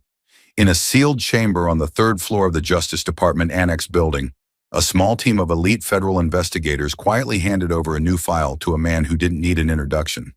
His presence alone was a reckoning. Judge Elijah Graves, no cameras, no press conference, just a room that fell into silence when he entered. His eyes scanned the thick packet, photos, statements, forged reports, NDAs paid for in blood money. He closed the file with finality. "Open everything," he said. "But Your Honor," one of the federal aides murmured, nervous, "if we reopen the Langston case, we won't just be touching the hit and run. We'll be pulling a thread that—" "I know exactly what thread we're pulling," Graves said, his voice like cold steel. "And I intend to unravel the whole goddamn tapestry." With a flick of his pen, he signed an order that would send shockwaves through the city. Reinvestigation of Langston versus Commonwealth. Full transparency. No closed chambers. No suppressed evidence. No immunity. And just like that, the most protected heiress in the Northeast was about to face something she never had before. Consequences. Word traveled fast. Faster than usual, because this wasn't just any judge. This was Elijah Graves, the man who once jailed a state senator mid-trial for contempt, who refused security detail even after 3 death threats, who once ruled against his own cousin in a wrongful conviction case. He was feared, hated, respected, and utterly untouchable, which is why Travis Langston's next move was his most desperate yet. That evening, a black Escalade pulled up outside an unmarked jazz lounge in Cambridge, an old haunt known to cater to the city's elite, behind locked velvet doors. Inside, soft saxophone played under dim chandeliers. Power whispered here, not roared. Travis entered with his most trusted fixer, Bradley Kane. They didn't order drinks. They were escorted directly to the back, to a private booth already occupied. Judge Elijah Graves sat alone, sipping black coffee. He didn't rise. He didn't smile. "I'm here out of courtesy," he said flatly. "Nothing more." Travis sat down, loosened his cufflinks, and placed a briefcase on the table like a magician laying out a final trick. "No names," Jory said, pushing the case slightly forward. "No witnesses. Just understanding." Graves didn't blink. "I assume that's not filled with research." "It's filled with opportunity," Travis replied smoothly. "For retirement, for expansion, for silence."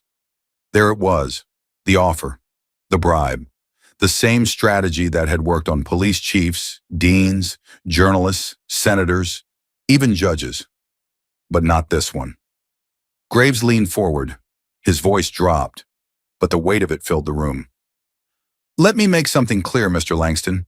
I didn't climb this bench to serve money. I climbed it to bury men like you." Travis's smirk faltered. "You want to buy my silence?"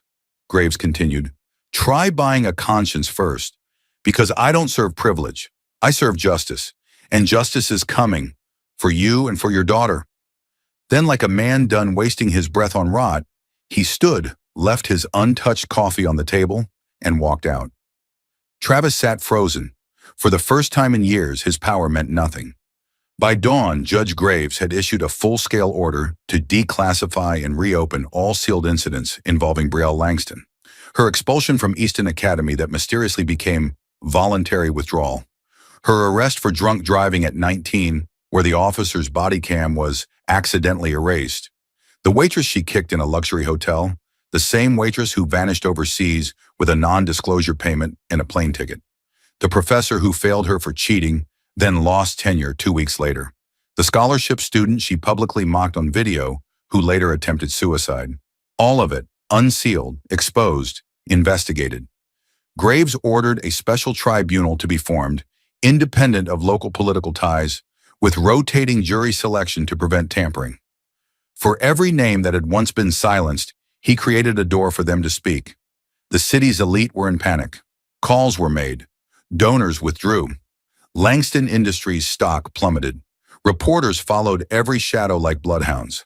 And at the center of it, Brielle remained oblivious, still posting luxury hauls from her penthouse, still mocking victims with a voice that now fell on ears sharpening for war. Meanwhile, Travis was calling old debts, resurrecting favors buried a decade deep. But this time, no one answered. They all saw what he didn't. Elijah Graves wasn't afraid. And what's more terrifying than a man you can't control? The reckoning was no longer a possibility. It was a promise. And Graves would not rest until Brielle Langston stood, not behind velvet ropes or influencer filters, but under the weight of every life her privilege had crushed. Justice had never looked so inevitable, and this time it wore no robe. It wore Graves' stare, unflinching, unbribed, and ready to burn it all down if that's what it took. The fight for justice is just beginning. More shocking twists are ahead. Don't miss a moment. Like, subscribe, and turn on notifications to stay with us. Thank you for standing for truth and justice. Where are you watching from? Let us know. The day Isaiah Miller took the stand, Boston held its breath. The courthouse was packed, air thick with anticipation.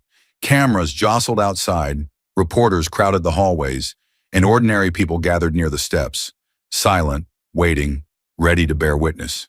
For weeks, Brielle Langston's polished narrative had dominated headlines, powered by privilege and spin, but now the story would be told by a man who had lived it, one shattered limb and sleepless night at a time. Isaiah entered slowly, gripping the wooden cane tightly, each step resonating like thunder through the courtroom. Every eye followed him. Brielle, dressed impeccably, yet pale, shifted nervously beside her lawyer. Even Travis Langston's typically unflappable face twisted subtly. He knew the power Isaiah held now.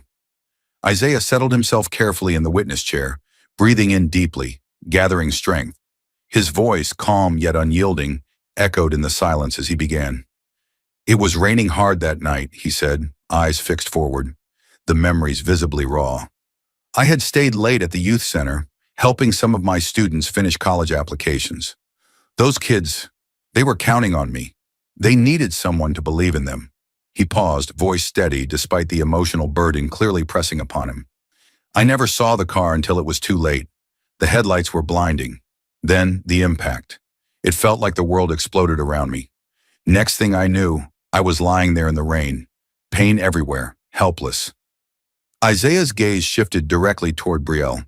His eyes weren't angry, just filled with a quiet sadness far more devastating. "I saw her," he said softly, clearly.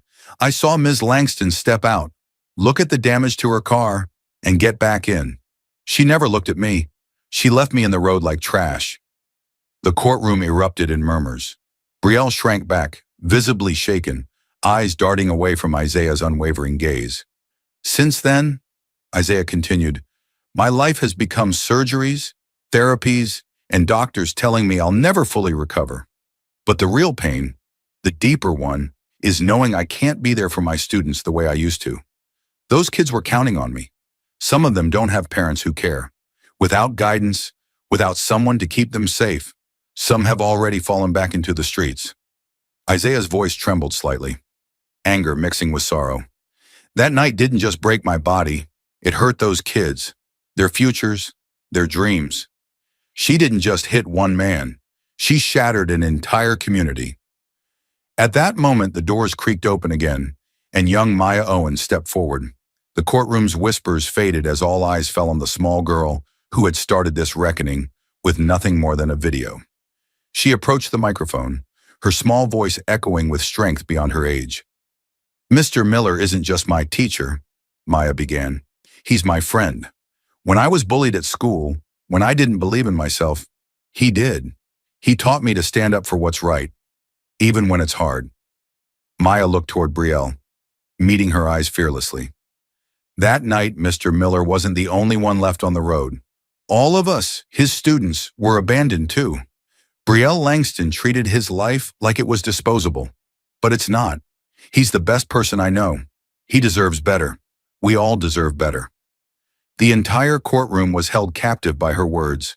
Tears quietly streamed down faces of people who'd never even met Isaiah, but suddenly felt connected to his struggle. And then, as Maya finished, Judge Graves's voice filled the tense silence. "Let the record show these testimonies stand uncontested." Within hours, the media turned ravenous. Reporters who had once carefully sidestepped Brielle Langston's trail of scandal now dove into her history with relentless fury, unearthing secrets buried beneath layers of bribery, fear, and manipulation. Headlines blazed, each revelation striking like lightning. Langston's hidden scandals, justice denied for too long, and inside Brielle's trail of destruction. ABC News aired exclusive footage, long suppressed, of Brielle, 19 years old, inebriated and reckless, her Mercedes weaving dangerously through traffic before slamming violently into a parked car. The driver, a single mother returning from a night shift, was injured severely, yet Brielle laughed openly at the scene, mocking the woman's tears. Viewers recoiled in horror as the broadcast continued. The officer's body cam had captured Brielle coldly demanding his badge number, threatening him arrogantly. "Do you even know who my father is? You'll regret this by morning." The officer's report mysteriously disappeared hours later, replaced by a generous donation to the police department from Langston's corporate account. The Washington Post released audio recordings from Brielle's private school, her voice unmistakably venomous, viciously berating a beloved teacher over a failing grade, screaming threats that echoed painfully. "You'll be nothing without this school. My father will make sure of that." The teacher, a dedicated educator, soon after lost tenure under suspicious circumstances, his career shattered, reputation destroyed. CNN investigative teams secured harrowing testimonies from former Langston media employees, revealing Brielle's cruelty toward service staff. A former housekeeper recounted tremblingly how Brielle hurled porcelain plates at her feet, amused by the woman's fear.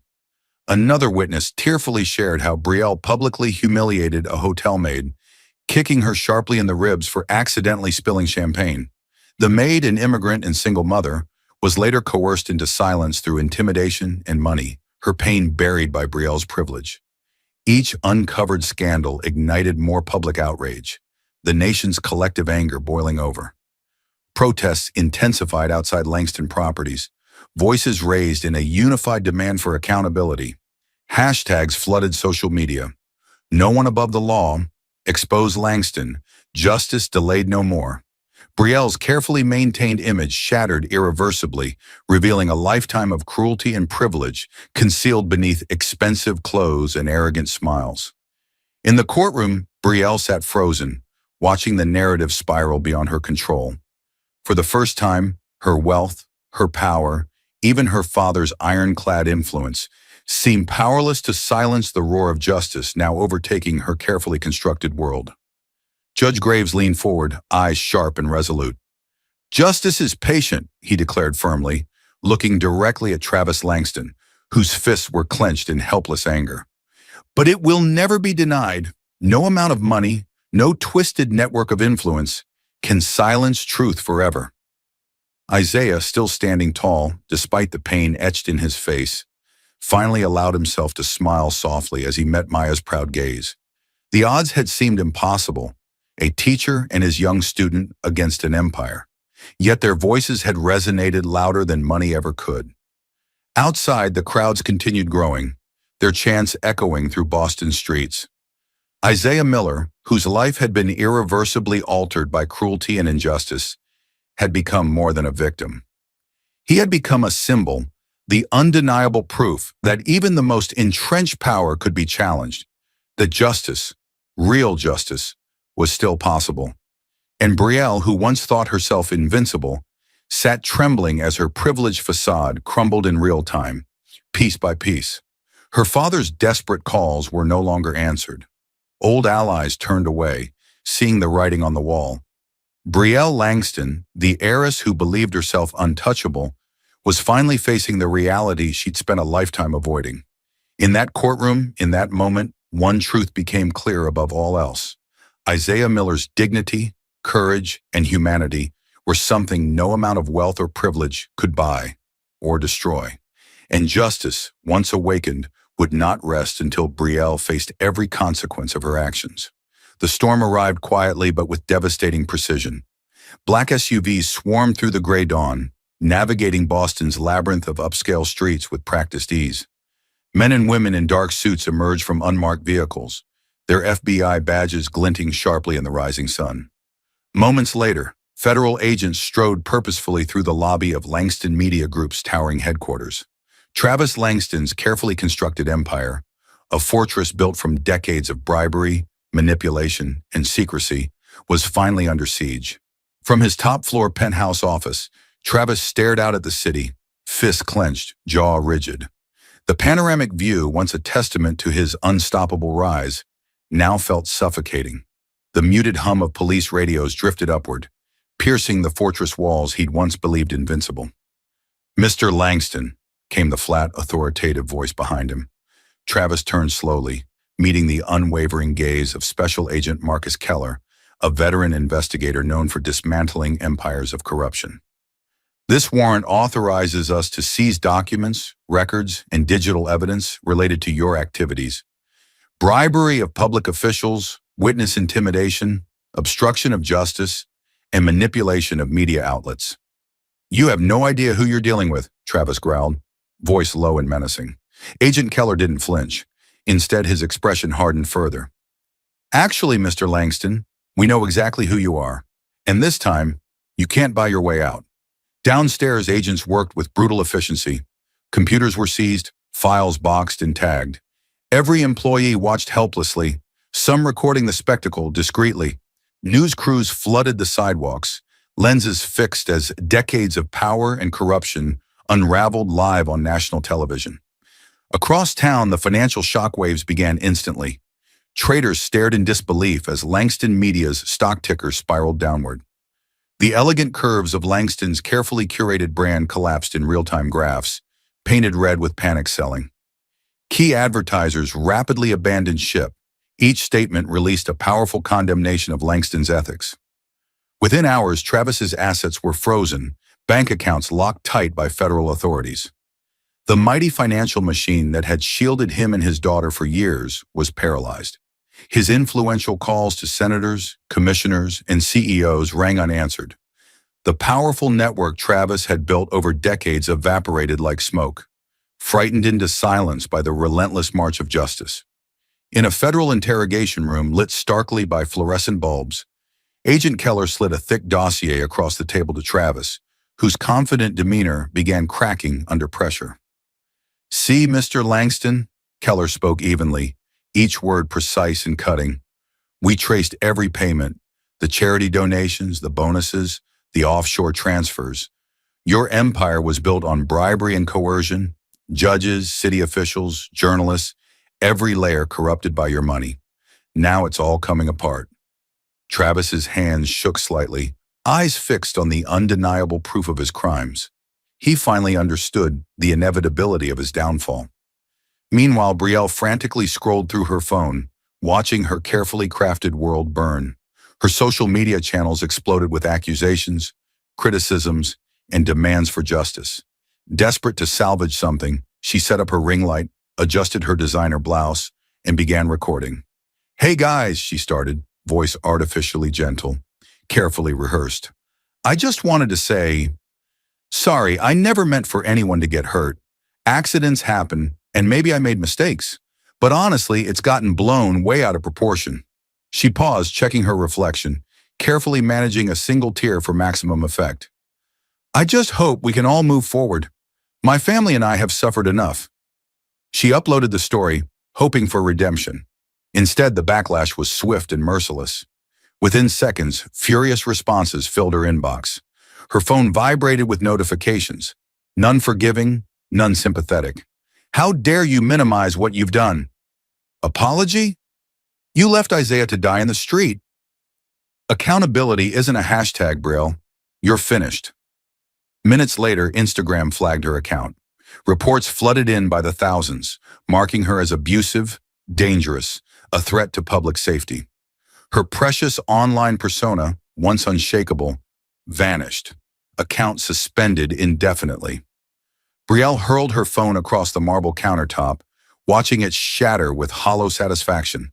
For the first time, genuine fear clawed at her chest, tightening around her lungs. She was alone, completely and utterly. Downtown, the prestigious law firm representing Brielle held an emergency meeting.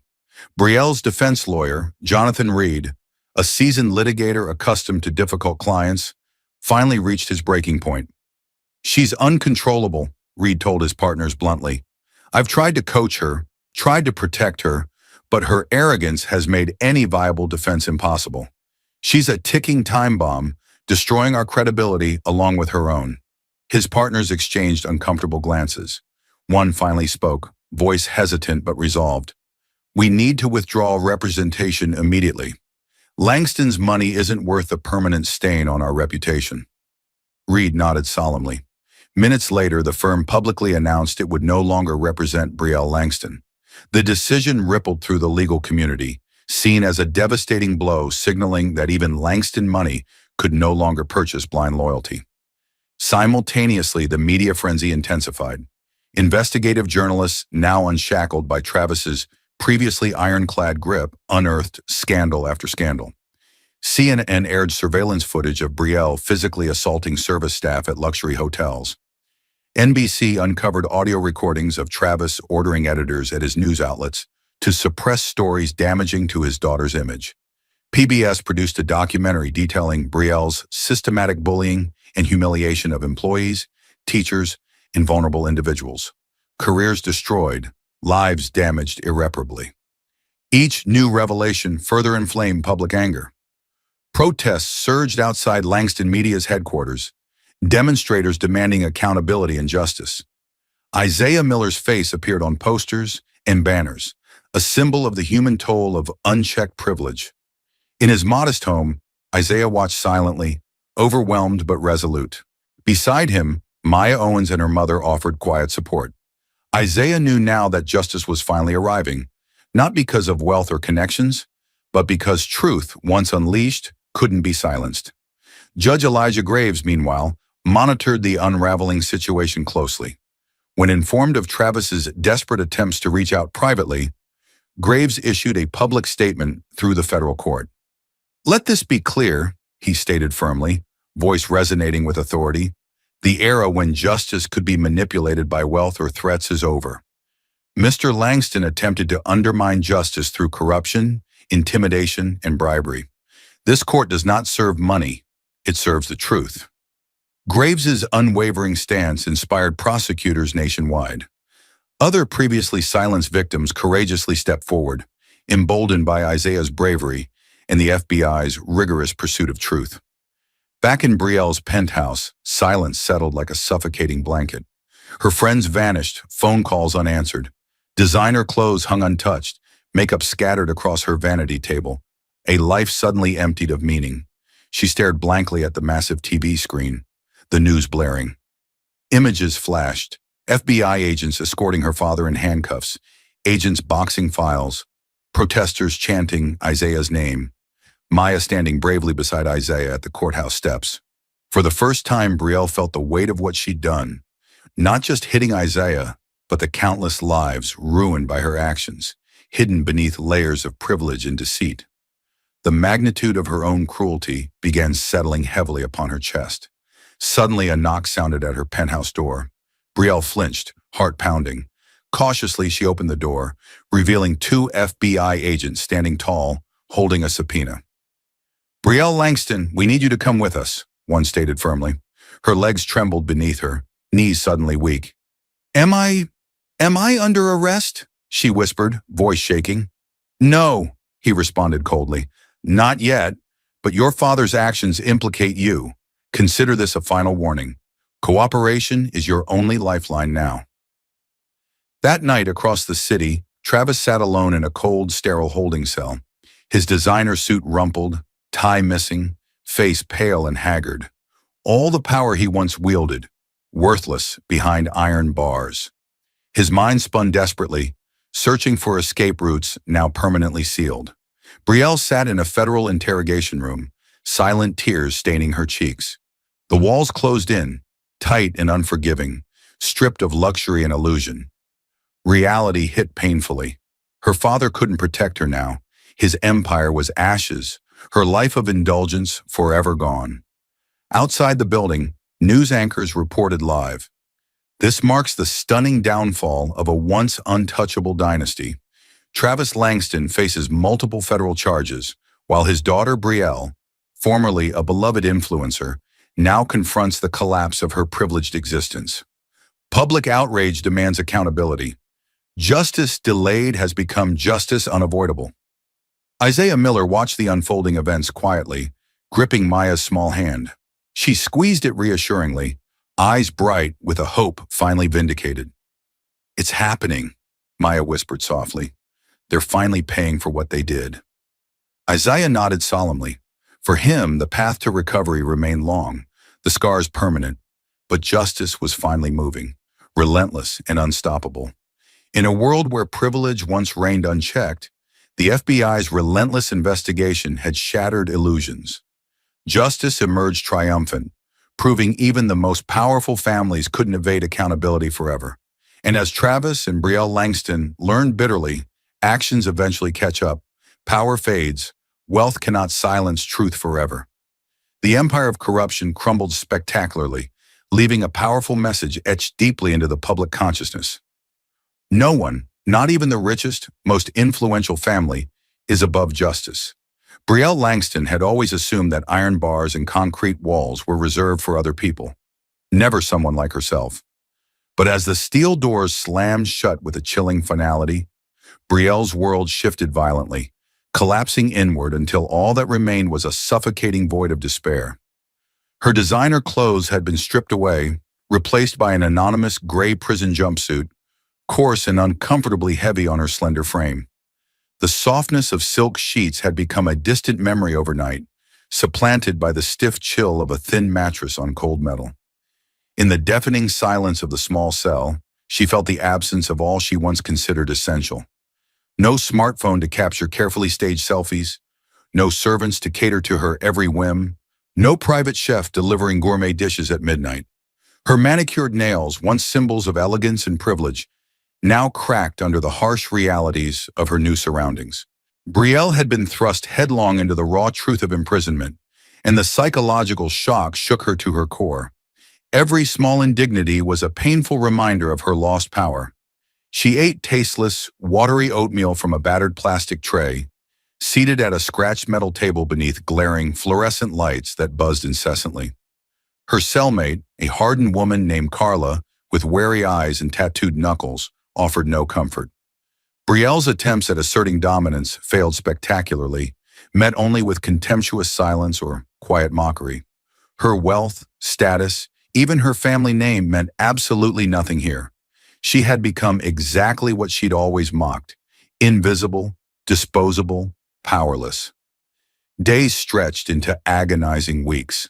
The isolation gnawed relentlessly at her mind, whispering dark thoughts and regrets that echoed louder with each passing moment. Her former friends had vanished, her father imprisoned, their family empire now ashes. There was nowhere left to hide, nothing left to cling to except the brutal reality of what she'd done. Then one morning, a thick folder arrived, tossed casually through the slot in her cell door. "Something you should see," the guard muttered coldly, barely glancing at her before walking away. Brielle hesitated, fingers trembling as she flipped the folder open. Immediately, the words burned into her vision.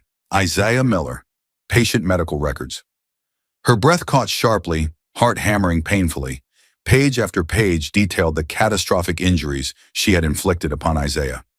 Her throat tightened unbearably as she read the cold clinical terms.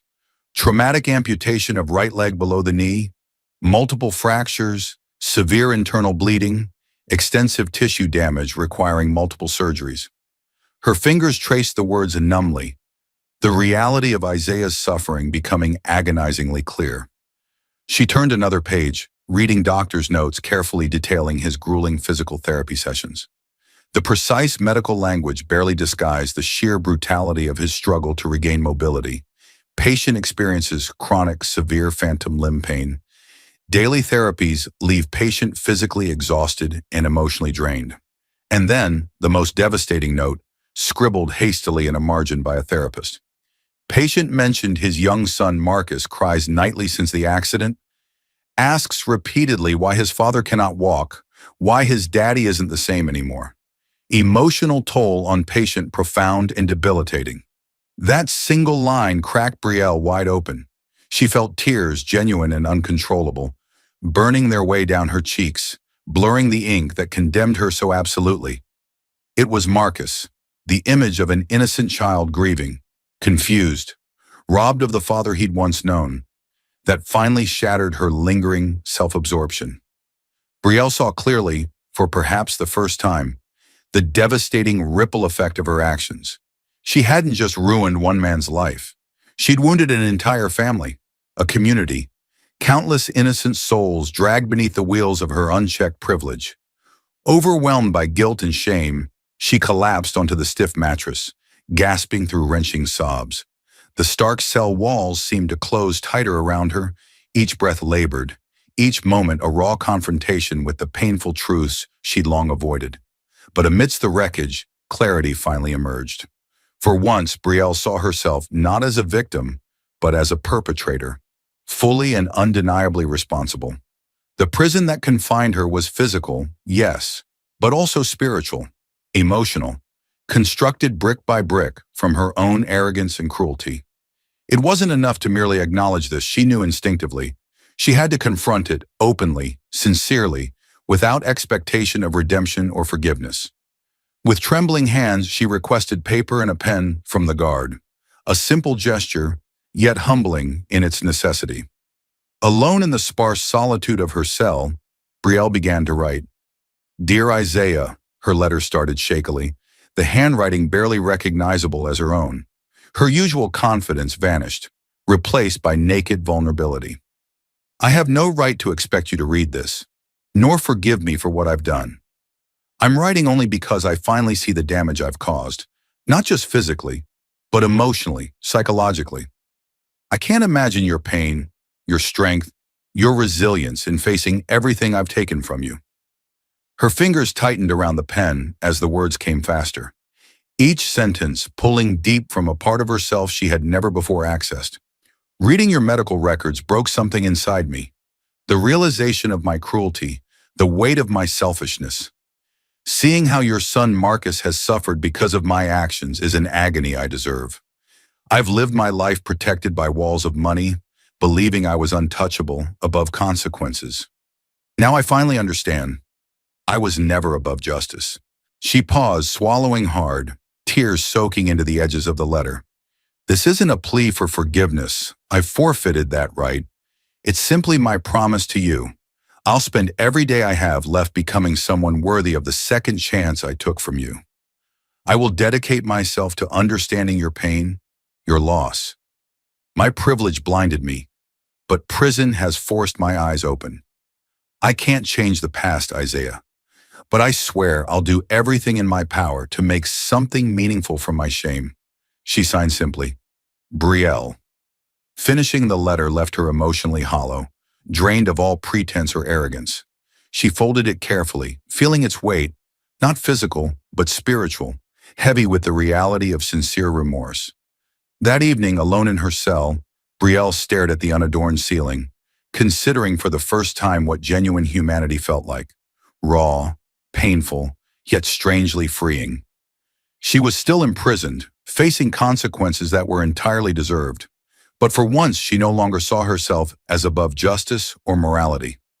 In another part of the city, Isaiah Miller sat quietly at his kitchen table, surrounded by medical bills, his prosthetic leg resting nearby, a constant reminder of Brielle's reckless cruelty.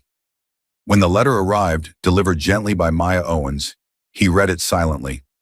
Isaiah's eyes softened slightly, hearing something new within Brielle's words. A hint of sincerity, the tentative beginnings of self-awareness. It doesn't change what happened, Isaiah said quietly, setting the letter aside. Maya watched him closely, seeing quiet determination replace lingering resentment. But at least she finally understands. Back inside the cold walls of the prison, Brielle awoke the next morning feeling lighter, yet intensely aware of her long path ahead. Her surroundings remained harsh, indifferent, and unforgiving. But she understood clearly now that she had earned this punishment. The price of her awakening had been steep, paid in blood, tears, and irreversible loss. Stepping from her cell to face another grim day, Brielle carried with her the fragile hope of redemption. Not forgiveness, but a chance to reclaim some shred of humanity she'd discarded long ago. Each step forward was a painful struggle, a confrontation with the woman she had once been, and the woman she now desperately wished to become. And somewhere outside those walls, justice continued moving relentlessly forward, swift, undeniable, unyielding in its demand for accountability. Brielle understood now. She was no longer above it, no longer untouchable. Simply another prisoner, stripped bare by the truth of her actions, finally ready to accept the consequences of the life she'd chosen to lead. The empire of privilege had collapsed around her, leaving only the stark, uncompromising truth. Every action has consequences, every privilege its price, and eventually justice finds everyone, even Brielle Langston. The courtroom stood silent, heavy with tension and anticipation, the air thick enough to suffocate. Judge Elijah Graves peered gravely from behind the bench, eyes piercing through Brielle Langston, whose once proud shoulders were now slumped in defeat. Gone were the designer suits and lavish bravado. Instead, Brielle stood motionless, stripped down to the vulnerable core of who she truly was. A woman finally confronting the consequences she had arrogantly ignored for years. Miss Brielle Langston, Graves began, his voice echoing powerfully across the marble hall, resonant with authority. You've lived a life believing laws were optional, consequences negligible, and justice something that could be bought and sold. But today, justice will reclaim its rightful place. Brielle winced slightly, her fingers trembling as the judge continued. For causing severe bodily harm, reckless endangerment, fleeing the scene of a crime, obstruction, and deliberate efforts to manipulate public perception, this court sentences you to 5 years in state prison, accompanied by substantial financial restitution to Isaiah Miller and his family. Furthermore, Graves paused sharply, his voice stern, eyes locked firmly onto hers. The court mandates that you remain barred from all social media platforms, both during your sentence and thereafter. You have weaponized privilege and influence for far too long. That ends now. Gasps echoed through the gallery. The sentence, unprecedented in its severity for someone previously thought untouchable, sent shockwaves through the crowded hall. Cameras flashed rapidly, reporters immediately spreading the news far and wide, while Brielle's knees nearly buckled beneath the weight of reality. Behind her, Travis Langston sat frozen, mouth agape, his expression a twisted mask of disbelief and fury. Moments later, FBI agents quietly entered the courtroom, silently surrounding Travis. One spoke calmly yet firmly. "Mr. Langston, you are under arrest for bribery, corruption, and obstruction of justice." As cuffs locked around Travis's wrists, his once unassailable media empire collapsed like a house of cards. Langston media stocks plummeted, advertisers withdrew permanently, and authorities seized his assets. Nothing left but the ghostly echoes of power and influence he'd arrogantly wielded. Journalists swarmed, capturing Travis's humiliation live, broadcasting it nationwide. The Langston dynasty, once synonymous with unbreakable power, was now synonymous only with disgrace. Across the courtroom, Maya Owen stood resolutely beside Isaiah Miller, gripping his hand reassuringly, pride shimmering in her youthful eyes. No longer just a witness, Maya had become a symbol of courage, resilience, and justice. She stepped forward confidently, cameras pivoting toward her bright face, her voice strong as she addressed reporters. "This verdict isn't just justice for Isaiah," Maya declared passionately, eyes blazing with conviction. "It's a wake-up call for a society where privilege has shielded wrongdoing for far too long. We need laws that ensure no one, regardless of wealth or family, can escape accountability." The words resonated deeply, rippling through public consciousness. Overnight, Maya became the leading voice behind legislative reform against courtroom privilege. Her speeches inspired thousands, igniting demands for change in state and federal law. Lawmakers listened, compelled by her passion, bravery, and undeniable clarity. The Isaiah Miller Law emerged, a bill crafted to dismantle courtroom biases and ensure equal justice, finally confronting a system that had protected the powerful at the expense of victims. Meanwhile, Isaiah channeled his own struggle into purpose. With donations pouring in from citizens nationwide, inspired by his story and bravery, he established the Isaiah Miller Foundation, a groundbreaking center designed to support accident victims and those harmed by systemic injustice. His first speech at the groundbreaking moved countless listeners. "I've lost my leg, but I haven't lost my voice. Today we build something meaningful from pain. Today we offer hope and dignity to those forgotten by justice." The center became a sanctuary, a lifeline for hundreds who, until then, had suffered alone in silence. Isaiah's compassion, his steadfast strength, offered renewed hope, and countless lives were forever changed by his resilience. Meanwhile, behind prison walls, Brielle's privileged world had entirely vanished. She wore orange, indistinguishable from the others who inhabited the cold, unfeeling facility. The harsh clang of metal, the rigid routine, and indifferent guards reminded her daily that her life of immunity had ended permanently. There was no special treatment, no privileges, only accountability. At first, Brielle struggled fiercely, collapsing into despair, unable to accept her fall from grace. But slowly, through isolation and contemplation, she grappled with the profound truth. Her wealth had shielded her from the harsh realities of life. She finally understood the magnitude of suffering she'd caused, fully comprehended how her actions had shattered Isaiah's family. One gray afternoon, sitting alone on her prison cot, she received a small handwritten note delivered by a guard. It was from Maya. "You finally learned the cost of your actions. Isaiah has found purpose in his pain. Perhaps you can find yours. It won't erase your past, but it might change your future." Moved deeply, Brielle began journaling, confronting her deepest regrets, fears, and self-delusions. The absence of social media, once unimaginable torture, had ironically provided clarity and quiet reflection, something she'd never known existed. Pages filled rapidly, capturing her evolving thoughts, her bitter remorse, and her honest acknowledgement of guilt. One evening, beneath the flickering fluorescent light of her cell, she stared quietly through iron bars toward the distant sky.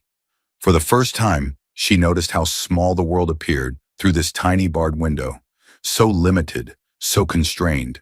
She suddenly grasped how utterly confined her perspective had been her entire life, despite seemingly boundless privileges.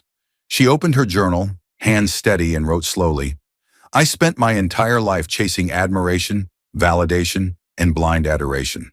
I demanded to be loved, worshipped, and feared. But now behind these cold bars, I've learned something entirely different. Something far more valuable than superficial popularity." She hesitated briefly, her pen hovering above paper, heart thudding heavily, recognizing the weight of what she was about to write. Not everyone deserves to be loved, but everyone deserves to be held accountable. The words resonated deeply within her, a profound acknowledgement she had been running from her whole life. Her arrogance and entitlement had finally given way to truth, a painful, unfiltered truth that now formed the foundation for her slow, difficult path toward redemption. Brielle closed the journal gently, breathing deeply, her eyes glistening with quiet tears of revelation and acceptance. In that solitary moment, she finally realized her purpose: to accept punishment willingly, without bitterness or denial, to allow justice to reshape her into someone worthy of a second chance someday, even if that chance never came. Outside, the world slowly moved forward, changed forever by this historic reckoning. Maya's advocacy transformed legislation, Isaiah's foundation flourished, and society no longer blindly excused privilege and wealth from accountability. The Langston name, once a fortress of corruption, now symbolized a cautionary tale about the corrosive power of unchecked entitlement. Judge Graves, leaving the courthouse late one evening, paused briefly on the steps, looking up at the stars illuminating Boston's skyline. He thought solemnly of Brielle's sentencing, Travis's downfall, Isaiah's suffering, and Maya's unyielding courage. He knew justice wasn't always swift, nor always fair, but in this case at least, the scales had finally balanced. Back in her cell, Brielle lay quietly beneath rough prison sheets, finally at peace. Her journey was just beginning, a long road toward humility, empathy, and true humanity. Yet now she understood clearly, responsibility wasn't merely punishment. It was freedom from the prison of privilege she'd inhabited all her life. Through iron bars, Brielle gazed silently at the endless night sky, whispering softly almost to herself, "Accountability isn't my punishment, it's my redemption." Have you ever witnessed someone walk free simply because they were rich? Have you ever watched justice bend, twist, and finally snap under the weight of someone's last name and bank balance? Maybe you've seen the smug smirk of someone who knows the system was built to protect them. Maybe, like Isaiah Miller, you felt the unbearable sting of being crushed beneath that same system. A system that told you your pain doesn't matter. Your life is less important than their privilege. This story isn't fiction. This is real. Isaiah wasn't just left bleeding in the rain. He was abandoned by everything meant to protect him: the police, the courts, the media. While he was rushed to emergency surgery, while his son sat by a hospital bed crying for a father who might never walk again. Brielle Langston live-streamed from her penthouse, sipping champagne, mocking the man she hit like he was a joke. She said, "People are making such a big deal. My car was the real victim." She posted a laughing selfie. The justice system didn't stop her. It protected her, until the truth fought its way into the light. Until one brave girl, Maya, released the video. Until a judge stood up and said, "Enough." But how many Isaiahs don't get that moment? How many stories stay buried under NDAs, payoffs, and family lawyers, whispering into the ears of powerful judges? How many lives are destroyed while the guilty walk free, shielded by wealth, guarded by silence? That's why this story matters. That's why it must be told again, and again, and again. Don't forget to like, subscribe, and follow us for more stories that pull back the curtain and expose what power tries to hide. Together we are louder than silence, stronger than privilege.